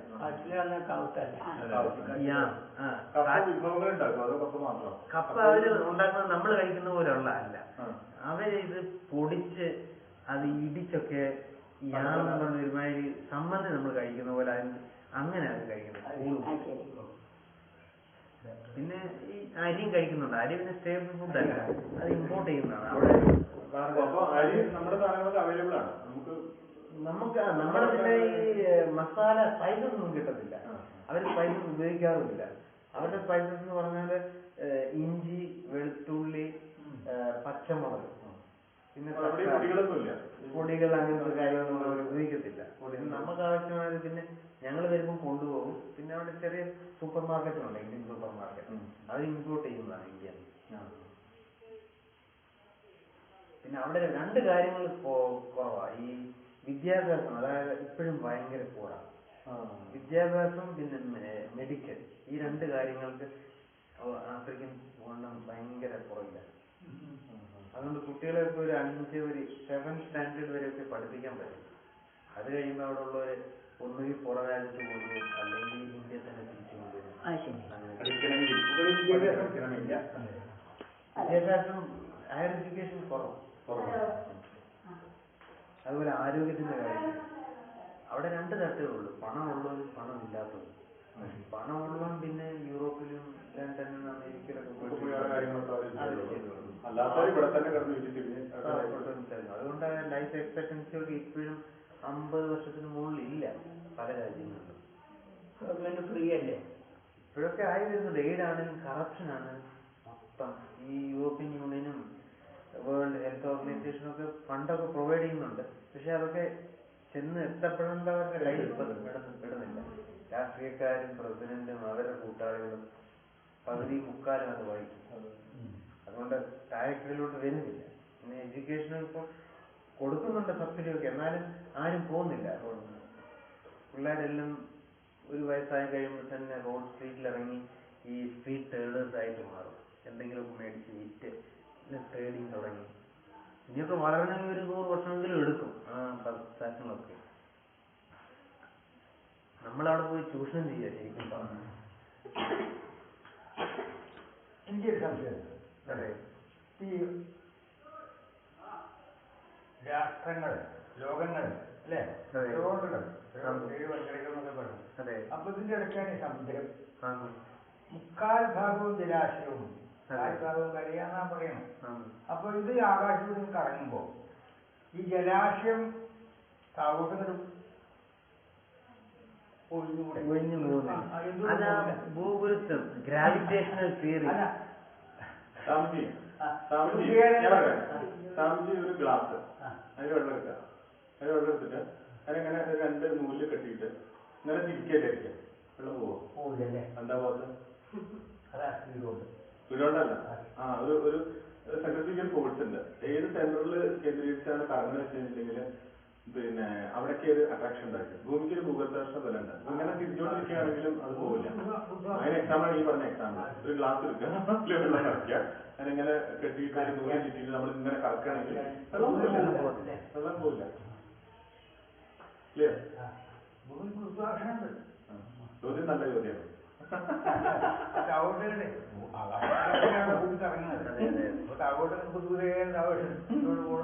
ഭൂമിയുടെ ഗുരുത്വാകർഷണത്തിന്റെ ഒരു എത്രയോ കിലോമീറ്ററിന് ശേഷമാണ് ഈ റോക്കറ്റും സാറ്റലൈറ്റും വിടുന്നത്. അതിന്റെ പുറത്ത് പോയി കഴിഞ്ഞാൽ അത് ഇങ്ങനെ ഭൂമിയെ ചുറ്റിക്കൊണ്ടിരിക്കുകയാണ്. അല്ലേ സാർ? സാറാണ് അതിനൊക്കെ ഭയങ്കര കഴിഞ്ഞത്. അതിനൊരു ഓർബിറ്റ് ഉണ്ട്, ഒരു ചലിക്കാനുള്ള ഒരു പാത്ത്. ആ പാത്തിലോട്ട് നമ്മൾ ആ സാധനത്തിന് എത്തിച്ചു കഴിഞ്ഞാൽ അത് കിടന്ന് അവിടെ തന്നെ കിടന്ന് കറങ്ങും. പിന്നെ ഒരു പുള്ളുണ്ടെന്ന് തോന്നുന്നു അല്ലേ? ചിലപ്പോ അത് താഴോട്ട് വരാൻ സാധ്യതയുണ്ട്. അപ്പൊ അല്ലേ ഒരു റോക്കറ്റ് കത്തിച്ച് അപ്പൊ ഓർബിറ്റിലോട്ട് എത്തിക്കുകയൊക്കെ ചെയ്യുന്നത്. പിന്നെ സ്വാമിജി നമ്മൾ സഞ്ചരിക്കുന്ന എത്ര കിലോമീറ്റർ വേഗതയിലാ നമ്മൾ സഞ്ചരിക്കേണ്ട എത്ര, നമുക്കത് ഫീൽ ചെയ്യുന്നില്ല. ഭൂമി സ്വന്തം തിരിയുന്നു, സൂര്യനെ കറങ്ങിക്കൊണ്ടിരിക്കുന്നത്. അത് ആ നിശ്ചിത സ്പീഡിൽ കൂടുതലില്ല, കുറയുന്നില്ല. കൂടും കുറയും ചെയ്താൽ 360 ദിവസത്തിലെ മാറ്റം വരും. അപ്പൊ ആ കറക്റ്റ് മിനിമം സ്പീഡില് അത് ഭൂമി സ്വയം തിരിയുന്നു, സൂര്യൻ തിരിഞ്ഞോണ്ടിരിക്കുന്നു. നമ്മൾ എന്താ പറയുന്നു, പ്രപഞ്ചഗോളങ്ങള് എത്ര ഇത് നമ്മളൊന്ന് കൂട്ടിമുട്ടേ, അല്ലെങ്കിൽ ആർട്ടിഫിഷ്യൽ സാറ്റലൈറ്റ് ആയിട്ട് ക്ലാഷ് ആവുകയെ, അല്ലെങ്കിൽ ആർട്ടിഫിഷ്യൽ സാറ്റലൈറ്റുകൾ തമ്മിൽ ക്ലാഷ് ആവുകയെ ഒക്കെ ചെയ്ത് കഴിഞ്ഞിട്ടുണ്ടെങ്കിൽ ഇവിടെ ജീവിക്കുക നമ്മുടെ കാര്യമൊക്കെ കഷ്ടപ്പെടും. തീഗോളം വന്ന് വിഴുങ്ങിന്നൊക്കെ കഥയിൽ പറയുന്നത് പോലെ ഇവിടെ സംഭവിക്കാവുന്നതേ ഉള്ളൂ. ഇത് ഏതെങ്കിലും ഒന്ന് കൂട്ടിമുട്ടിയാൽ മതി. പിന്നെ സൂര്യനേക്കാട്ടിലും വലുപ്പമുള്ള അനേകായിരം നക്ഷത്രങ്ങൾ ആകാശത്തുള്ളതാണ്. സൂര്യന്റെ ഇരട്ടിക്ക് വലുപ്പമുള്ള നക്ഷത്രങ്ങളുണ്ട്.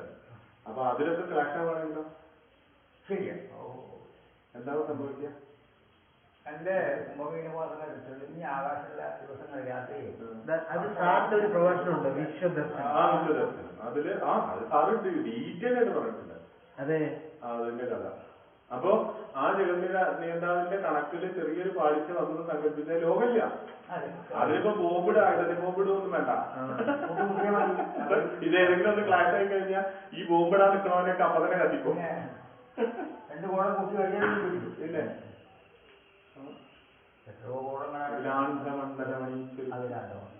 അതിലൊരു ആനന്ദജീവം ഇത് ആലോചന തന്നെ ആധ്യാത്മികമായിട്ടല്ലേ ആ മനസ്സ് ഉയർന്നു പോകും.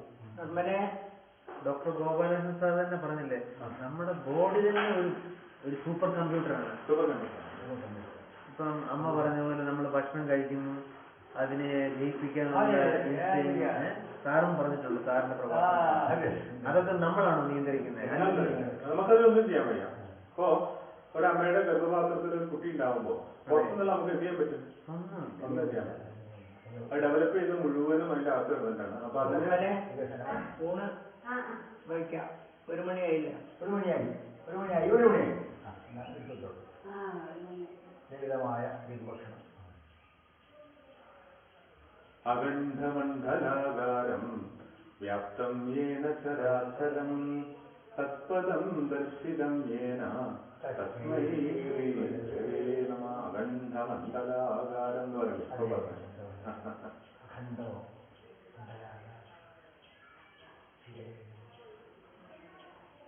വേദമന്ത്രങ്ങളായി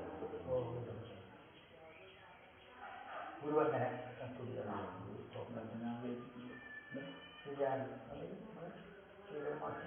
ഇത് നവതിയിലമ്മേ സമിതി വെക്കില്ലേ? നമ്മുടെ വിദ്യാനന്ദ സമിതിയുടെ പനപ്പറ്റ അവിടുന്ന് പനപ്പറ്റ കുറെ കൂട്ടിയിട്ടുണ്ട്.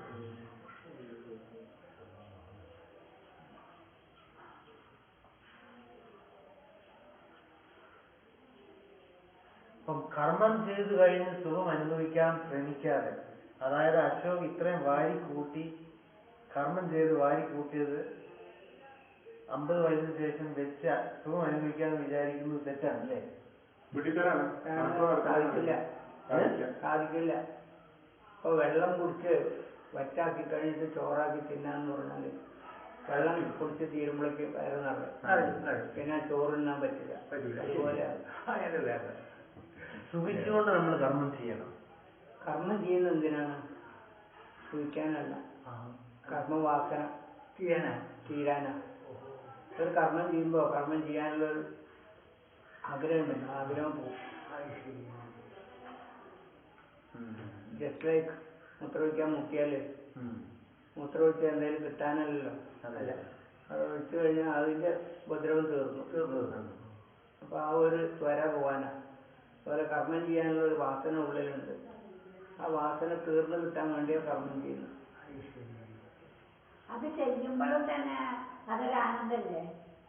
ഈ കർമ്മം ചെയ്യുമ്പോഴും നമ്മൾ ചെയ്യേണ്ട കർമ്മം ചെയ്യുമ്പോഴും തലയൊക്കെ കൂടാതെ ചെയ്യുമ്പോ അതൊരു ആനന്ദം. എന്താണ് മൂത്രമൊഴിക്കുമ്പോ അങ്ങനെയാണ് പോണ സമയത്ത് ഒരു സുഖമാണ്. ശോധന കിട്ടാത്ത സമയത്ത് ഇരിക്കുമ്പോ വലിയ സുഖമാണ്. ശരിയാണ്. ആർക്കും വ്യക്തമാവില്ലേ? സുഖമാണ്. അപ്പോ നമ്മള് ബാത്റൂമിൽ പോണത് എന്തെങ്കിലും കിട്ടാനല്ലോ. അല്ല, ഒന്നും കിട്ടാൻ വേണ്ടിയല്ല, പോയി കിട്ടാനാ. കിട്ടാൻ വേണ്ടിയല്ല, പോയി കിട്ടാനാ. അതുപോലെ കർമ്മവാസന. എനിക്ക് ചില കർമ്മം ചെയ്യാനുള്ള വാസന ഉണ്ടാവും. അപ്പൊ ആ കുട്ടിക്ക് ഡോക്ടർ ആവണമെന്നുള്ളൊരു ആഗ്രഹമുണ്ട്. ആഗ്രഹം തീർന്നു കിട്ടും ഡോക്ടറായാൽ. അപ്പൊ എനിക്ക് ഡോക്ടർ ആവണമെന്ന് ആഗ്രഹം ഉണ്ടായിരുന്നു. അത് പോയി. ഈ ജന്മത്തിൽ ഡോക്ടർ ആയാലോ സാറോട് ചോദിച്ചാൽ സാറ് പറയും എന്തായാലും ഡോക്ടറാണോ. വെറുതെ ഒരു MBBS ഡിഗ്രി തരാന്ന് പറഞ്ഞാലും വേണ്ടാന്ന് പറയും. കാരണം അത് അനുഭവിച്ച് അതിന്റെ വാസനകൾ തീർന്നു സാറ്റിസ്ഫൈഡ് ആയി. ഇനിയിപ്പോ അതിലൊന്നും ചെയ്യാനില്ല. ഫുൾഫില്ലായി. ഒരു മണിക്ക് പോയി ചില പ്രശ്നങ്ങൾ കേസ് വരെ അപ്പൊ എഴുന്നേറ്റ് കൊണ്ട് ഡോക്ടർമാർക്ക് ഉറങ്ങാൻ പറ്റില്ല. സാറിനെ സംബന്ധിച്ച് തീർന്നു. പക്ഷെ സാധാരണ ഡോക്ടർമാരെ സംബന്ധിച്ച് തീർന്നിട്ടുണ്ടാവില്ല. ഇനിയും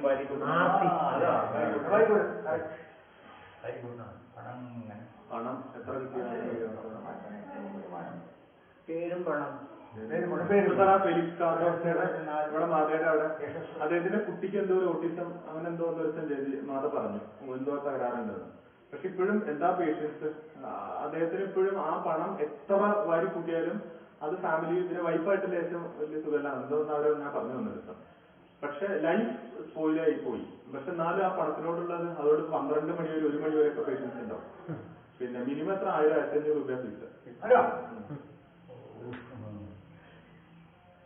ആ വാസനയാണ്. അത് വാങ്ങി ഇപ്പൊ ഒരു പാവപ്പെട്ട ഒരാളാണ് ചെന്നിരിക്കുന്നതെങ്കിലും അയാളുടെ കയ്യിൽ നിന്ന് 1000 രൂപ വാങ്ങാൻ ഒരു മടിയില്ല. ആലോചിച്ചു. കാരണം അദ്ദേഹം ചിലപ്പോ കുട്ടിയുടെ പിന്നെ കമ്മല് കൊണ്ടുവച്ചിട്ടോ കാരണം ആ ഡോക്ടറിന് കണ്ട രോഗം മാത്രമേ രക്ഷപ്പെടുകയായിരിക്കും. പക്ഷെ അതൊക്കെ അറിയെങ്കിൽ കൂടിയിട്ട് അത് വാങ്ങി വെക്കാനുള്ളൊരു അത് പോയിട്ടില്ലല്ലോ. ആ ഒരു വാസന പോയിട്ടില്ലല്ലോ. അതല്ലേ ദുര്യോധനൻ പറയാറില്ലേ, എനിക്കറിയാം എന്താണ് ധർമ്മം എന്താണ് അധർമ്മം അല്ലേ? എന്നാലും പുള്ളി അധർമ്മമേ ചെയ്യാൻ പറ്റില്ല. ശ്ലോകം ഏതാണ് കുട്ടി?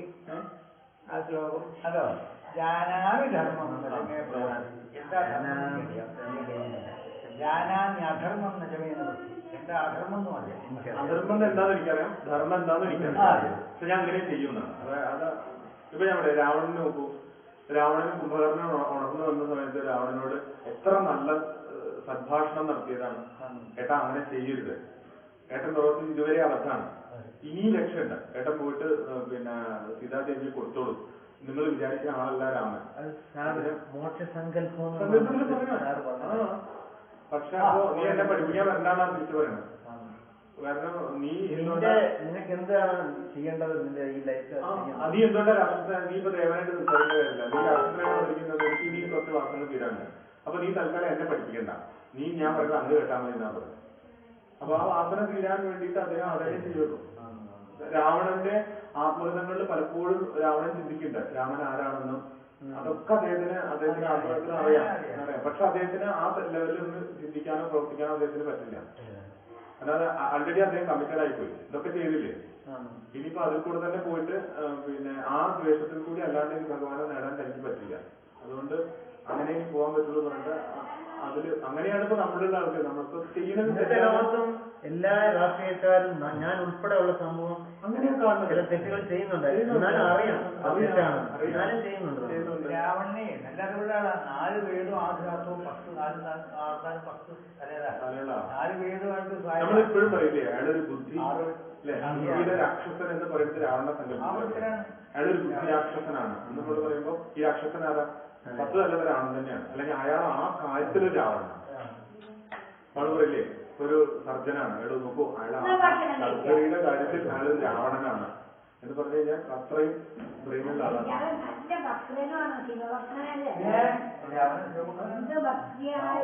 സാമഗാനം പാടിയില്ലേ എന്റെ ആകുമ്പോ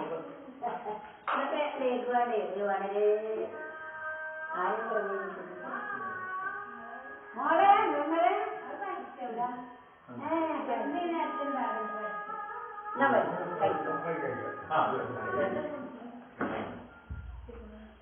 അതിലൊരു പ്രധാനപ്പെട്ട പോയിന്റ്, ഏറ്റവും ആഗ്രഹം ഒരു ഡോക്ടറാണ്. പ്രധാനപ്പെട്ട ഒരു പോയിന്റ് വിടാൻ പാടില്ല. രാവണനായിട്ട് ഉപദേശിക്കാണ്. അപ്പം എന്നെ ഞാൻ ഉണർത്തിയത് ഉപദേശിക്കാനല്ല, രാമന്റെയും ലക്ഷ്മണന്റെയും തലയെടുത്ത് കൊണ്ടുവരാനാണ്. അപ്പൊ വേണ്ടിയില്ലായിരുന്നു ഏട്ടാ എന്നെ കുറച്ച് നേരത്തെ ഉണർത്തായിരുന്നെങ്കിൽ ഞാനിതൊന്നും സമ്മതിക്കില്ല. അപ്പോഴും പറഞ്ഞു എന്നെ ഉപദേശിക്കാനല്ല. അങ്ങനെ പറഞ്ഞ് അപ്പോഴും ഉപദേശം. അവസാനം രാവണനൊരു ചോദ്യം ചെയ്തു, നീ എന്നെ ഉപദേശിക്കുന്നുണ്ടല്ലോ, ആ ബുദ്ധി കൊണ്ട് നീ നിന്നിലേക്ക് അടിച്ചു നോക്കാം. ആ ബുദ്ധി നീ എന്തുകൊണ്ട് എൻ്റെ അനിയനായി ജനിച്ചു?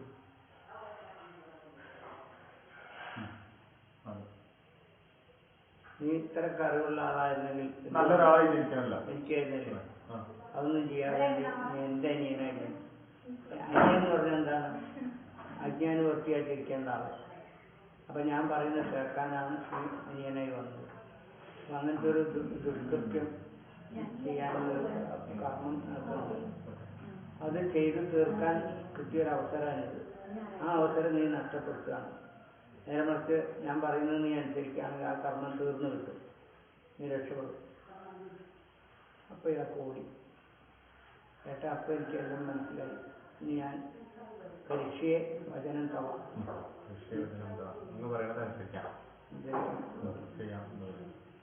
അതിൽ വളരെ ഇമ്പോർട്ടൻ്റ് ആയിട്ടുള്ള പോയിന്റ്. കാരണം നമ്മൾ വേറൊരാളെ ഉപദേശിക്കുമ്പോൾ ആ ഉപദേശിക്കുന്ന ബുദ്ധി കൊണ്ട് നമ്മളെ അടുത്തേക്കാണ് നോക്കുക. ഞാനെന്ത് എങ്ങനെയായിരുന്നു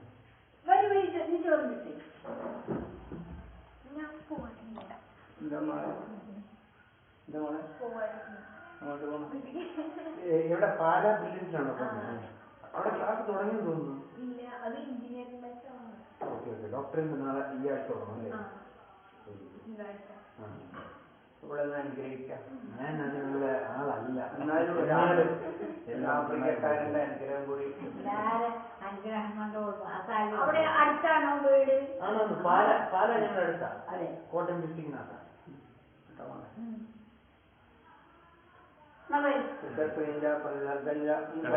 പിന്നെ നമുക്ക് നിങ്ങളെ കൊണ്ട് ചെറിയ ദേവേന്ദ്ര പഞ്ചദേവാനാം നവഗ്രഹോദയം സാക്ഷാത്മാദേന്ദ്ര പരമേശ്വരി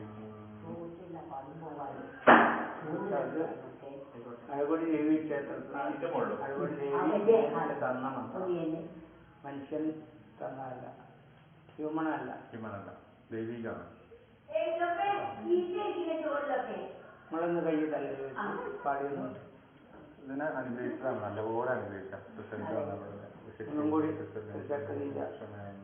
മണികണ്ഠ സർവദേവാണ് നമാമി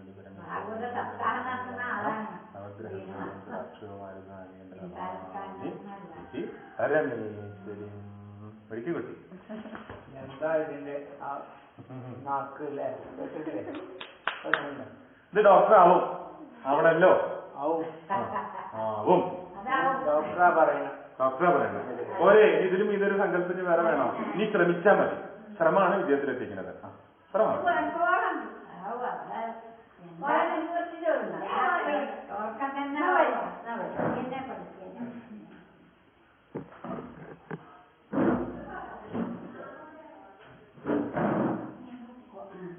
ഓരോ പ്രാർത്ഥനയും കൊണ്ട് വന്നതാണ് ആ കുട്ടിക്ക് വായന പ്രാർത്ഥന. അത് കാണാനും നേരം അത് കഴിഞ്ഞ് അങ്ങനെ ഓരോരുത്തരും ഓരോന്നും കൊണ്ട് വന്നതാണ്. അത് തീരുമ്പോ അദ്ദേഹം കുറച്ച് കേൾക്കാനുള്ള വാസനയും കൊണ്ട് വന്നു. അത് കേട്ട് കഴിയുമ്പോൾ ഞങ്ങൾ എന്നാൽ ഈ 3 വർഷമായിട്ട് ഞാൻ സാറ് പറയുന്നത് തന്നെ കേട്ടോണ്ടിരിക്കുകയാണല്ലോ. പുതിയതായിട്ടൊന്നും കേൾക്കാനില്ല. ആ പുതിയത് കേൾക്കാൻ വേണ്ടിയാണ് ഞാൻ വന്നത്. സാറിന്റെ യൂട്യൂബിൽ ഒരു 5-6 പ്രഭാഷണമുണ്ട്. അതല്ലാതെ അതിന് മുകളിലോട്ട് കേൾക്കാൻ വേണ്ടിയാണ് ഞാൻ സാറ് നേരിട്ട് കാണുകയും അതിനുവേണ്ടി വന്നത്.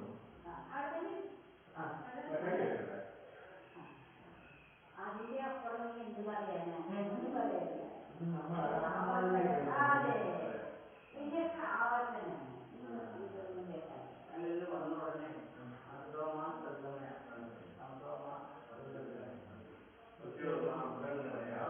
അത് ഓർക്കണം.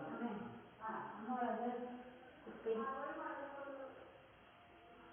സമ്മതിണ്ടാകുമ്പോൾ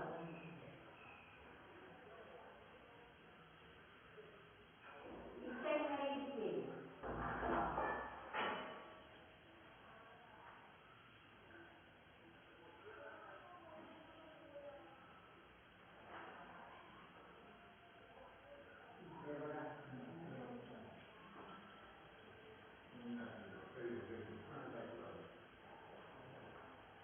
ഇനി കുറച്ച് മതി. അധികം കഴിക്കാറില്ല.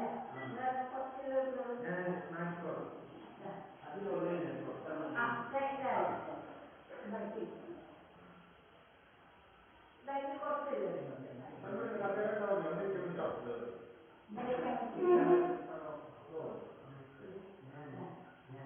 ഇനി ഒഴിവാക്കണം. ഇനി ഒഴിവാക്കിയാൽ മതി.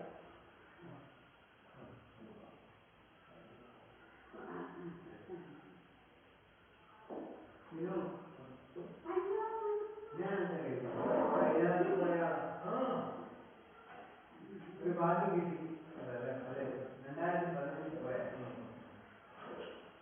എല്ലാം അകത്തുനിന്നുള്ള ഒരു പ്രേരണയാണ്. അമ്മേന്റെ ഫോൺ എവിടെയാ? അമ്മേന്റെ ഫോണല്ലല്ലോ. എവിടെ? അവിടെ എവിടെ അമ്മ ഫോണും കൊണ്ട് അതിലേക്ക് പോയി അതിനകത്ത്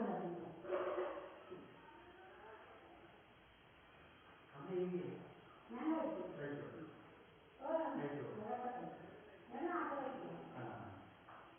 കറി എല്ലാം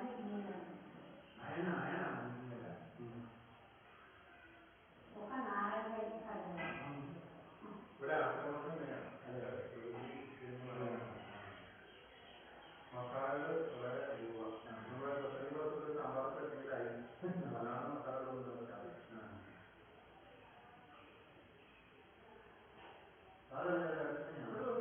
ഒരു 100 കിലോമീറ്റർ.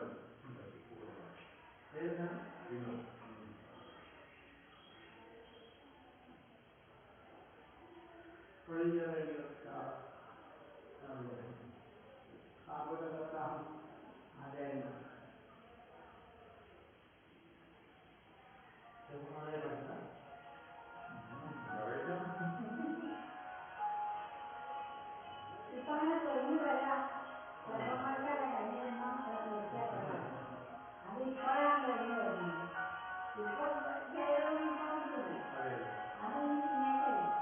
അപ്പൊ ഇതൊക്കെ സംഭരിച്ചു വെച്ചു. ഇപ്പൊ ഓരോ തിരക്ക് വരുമ്പോ അത് തട്ടി ഉണർത്താൻ കഴിയുന്ന അങ്ങനെ കഴിക്കണം. അത്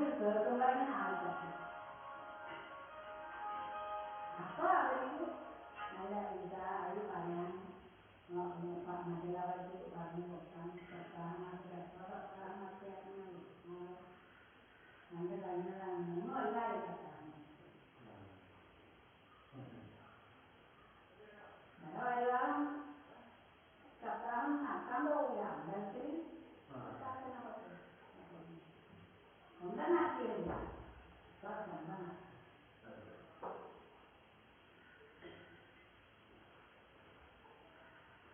ടീച്ചർക്ക് വന്നതിന് ശേഷം കല്യാണം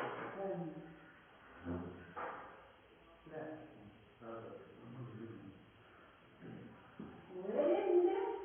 പക്ഷെ അത് ചിലരൊക്കെയാണ് കണ്ടുമുട്ടുമ്പോ അത് ഇതുണ്ട് അതാ എല്ലാവരും ഒഴിവാക്കി മാറ്റി വെക്കുക. എല്ലാവരും എന്ന് പറഞ്ഞാൽ കല്യാണം കഴിച്ചിട്ട് കുട്ടികൾ മാത്രമൊന്നുമില്ല. ആ വകയൊക്കെ ഉണ്ടായിരുന്നു. അതുപോലെ ഇനിയിപ്പോ 10-50 വയസ്സായി എന്തി കാലത്തൊന്നുമില്ല. നല്ല കാലത്തൊന്നും അതിലെ ഇവിടെ വന്നിട്ട് അതുവരെ ഇങ്ങനെ അന്വേഷിക്കാം എന്താണോ നല്ലൊരു കാര്യം, എന്താ അതൊന്നും സുഖമല്ലല്ലോ. ഓരോരുത്തരും കണ്ട് മനസ്സിലാക്കും. ചിലര് കൊണ്ടാടി മനസ്സിലാവും. അവരുടെ ഉള്ളില് മനഃശാന്തിക്ക് വേണ്ടി നമ്മൾ ക്ഷേത്രം സമർപ്പിക്കണ്ട എന്ന് നമ്മൾ പറയുന്നത്. അയ്യോ സന്ദർശിക്കണല്ലോ. പിന്നെ അത് പോകുന്ന നല്ലതാണ്. ആദ്യമൊക്കെ നല്ലത് തന്നെയാണ്. അല്ല, നമുക്ക് ഒരിടത്ത് ശാന്തമായി ഇരുന്നാലും നമുക്ക് മനഃശാന്തി കിട്ടുന്നില്ല. എവിടെയും കൊണ്ടാക്കില്ല. ഒരു കയറ് വെച്ച് കിട്ടിയിട്ടില്ല കമ്പി.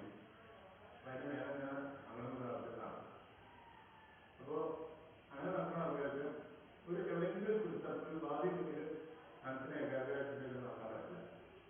അപ്പൊ അത് വലിയൊരു കോള് പ്രാർത്ഥനയ്ക്ക് വേണ്ടിക്കുന്ന കാര്യമായിരിക്കും അല്ലേ? അങ്ങനെ പിടിച്ച് നടന്ന് ഞാൻ വിജ്ഞാനം, ആ ബാലൻസ് വിജ്ഞാനം നടന്ന് പിന്നെ കുട്ടികൾ പേര് വളർന്ന ആൾക്കാർക്ക് കോള് വിജ്ഞാനം നടന്ന ആൾക്കാർ.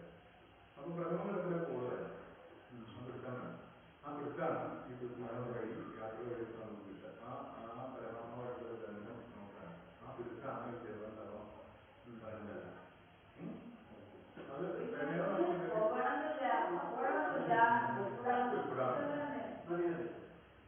നല്ല ചമ്മന്തി ഇൻഗ്രീഡിയൻസ് ഉണ്ടെന്ന്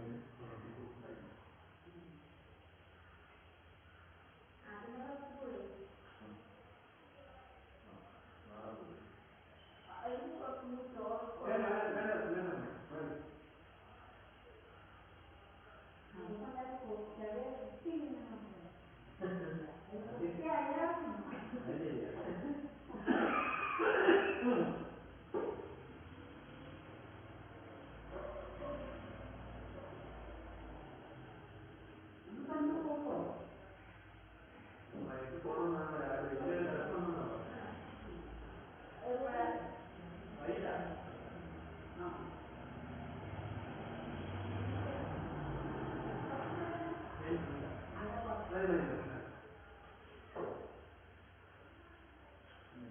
ചോറ് കുഴച്ചിരിക്കുക വെന്തിട്ട് തരും.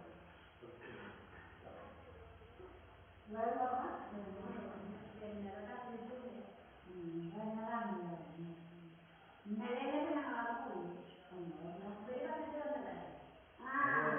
ഞാൻ വിളിച്ചൊന്നുമില്ല സാറിന്. അന്ന് പറഞ്ഞിട്ടുണ്ടായിരുന്നു നെയ്യില് ഊരമ്പോടാണ്. അത് കഴിഞ്ഞ് ഞാൻ ഇവിടെ എത്തി. ഇവിടെ എത്തിയപ്പോ ഒരു ഓട്ടോക്കാരൻ ചോദിച്ച് കറക്റ്റ് കിട്ടിപ്പോയി. വിളിക്കേണ്ട ആവശ്യമൊന്നുമില്ല. ആ സർപ്പനോടാ ചോദിച്ചു. പിന്നെ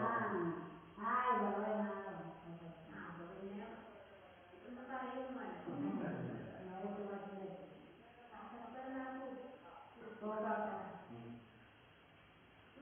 വേണ്ട. അതാണ് കൊണ്ടുവന്നാലോ ആ സർപ്പ് ഏർപ്പാട് ചെയ്താണ് ഫോട്ടോ എടുക്കാൻ.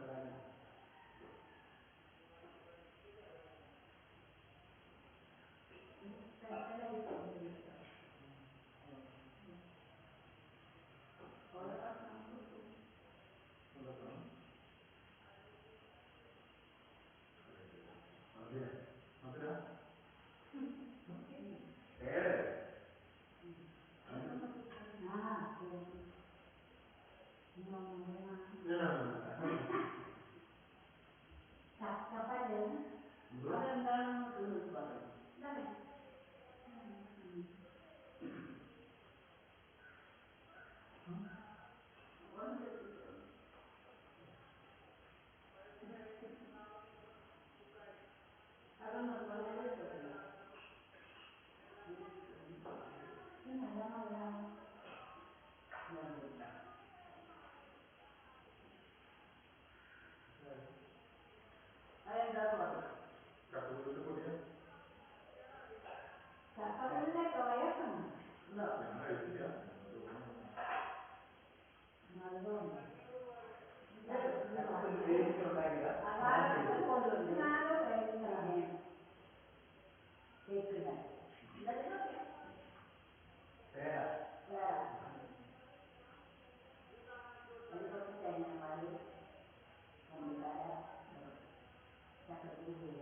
കളയാൻ പാടില്ലല്ലോ. അല്ലേ എങ്ങനെയായിട്ട് കളയാൻ പറ്റുന്നല്ലേ, കളയാൻ പാടില്ലല്ലോ. ആ അതന്നെ. അല്ല ഇപ്പൊ ഈ പുസ്തകത്തിൽ ഇങ്ങനെ വരുന്നതാണ്.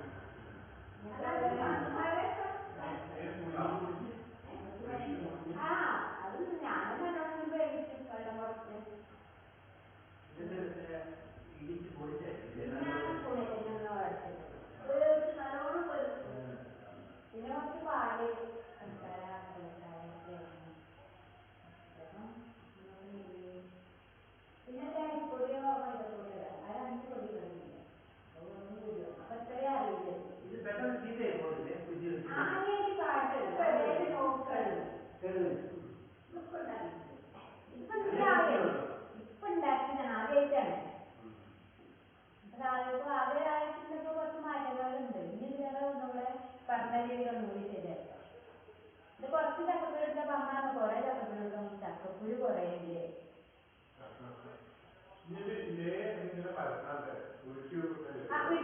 വിട്ടും ചെയ്യാം.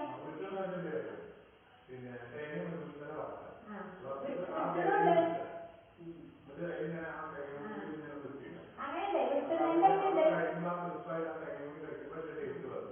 വിട്ടുന്നതുണ്ട്. ഇങ്ങനെ മധുരണ്ട്.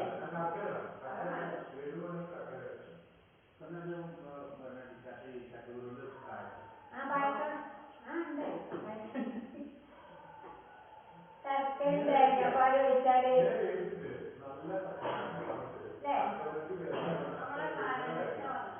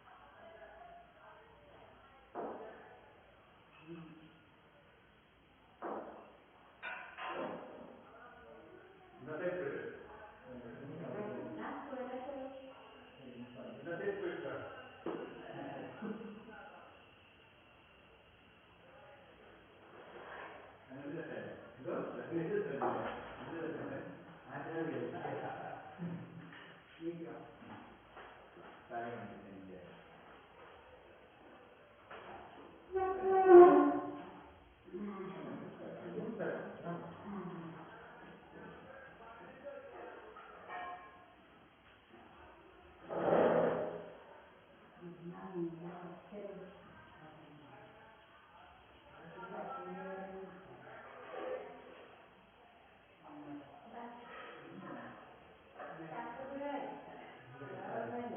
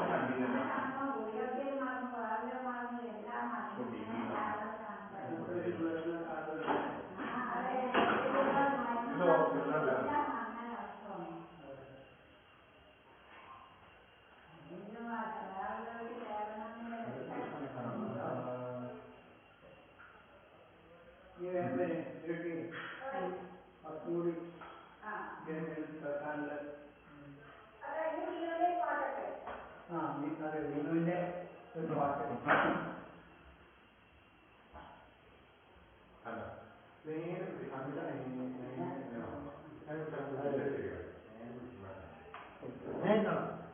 സർവ അർത്ഥത്തോടു കൂടിയൊരു പാട്ട്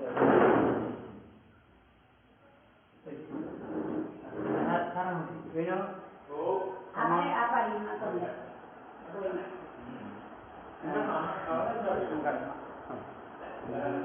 ക്ഷീണമുണ്ടോ?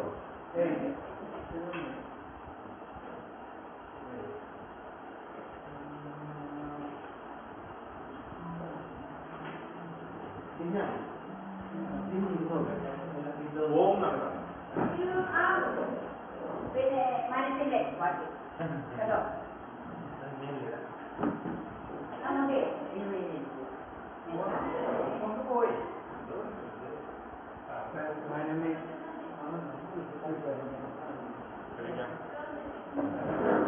അറിയില്ല ഒരു പക്ഷേ ആഫ്രിക്കയിൽ നിന്നുള്ള എതിരിൽ തളരാതെ മനമേന്നത് അതന്നെ അത് നല്ല മോനെ അത് പറഞ്ഞു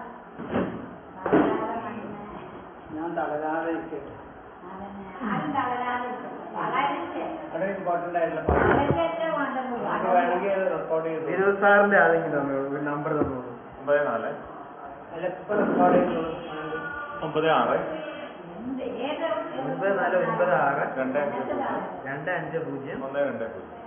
250 ഒന്ന് മിസ് ഇട്ടാ മതി. എന്റെ ഫോണാണ്.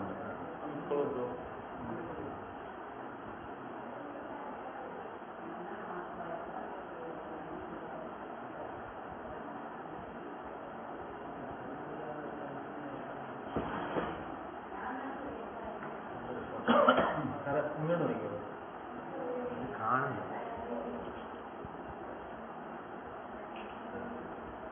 വാട്സപ്പ് ഉണ്ടോ? ഓ എന്നാ ഭംഗിയായി.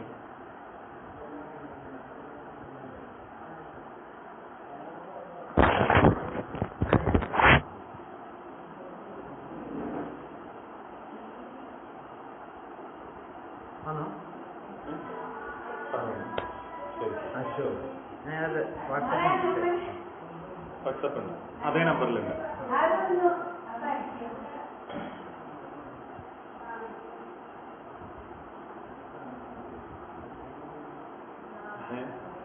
ചക്കക്കുരു എങ്ങനെയുണ്ട്? സൂപ്പറായി. അല്ല നമ്മള് കൂട്ടാൻ മാത്രം വെച്ചാൽ പോലും ഇങ്ങനെയൊക്കെ ഉണ്ടാക്കിയാൽ മതി. ഒരു 4 മണി സ്നാക്സ് ആയിട്ടേ കുട്ടികൾക്ക് കൊടുക്കാനൊക്കെ. അതെ എനിക്ക് തോന്നുന്നു അത് നിർമ്മലേക്ക് ഇത് നമ്മൾ ഒന്നും കൂടി ഈ മുട്ടായി പോലെ ഈർപ്പം ഇല്ലാണ്ടൊന്ന് പിന്നെ വറ്റിച്ചെടുക്കാന്ന് വെച്ചിട്ടുണ്ടെങ്കിൽ അല്ലെങ്കിൽ ചൂടാക്കി എടുക്കുകയാണെങ്കിൽ ഇങ്ങനെ പൊട്ടിച്ചിട്ടുണ്ടാവുന്നു. കടലമുട്ടായി ഇതിന്റെ പോലെ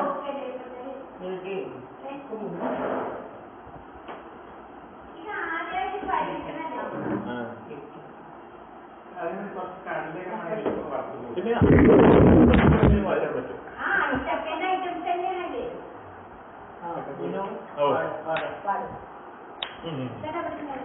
റെക്കോർഡ് ചെയ്യുന്നുണ്ടോ? ആ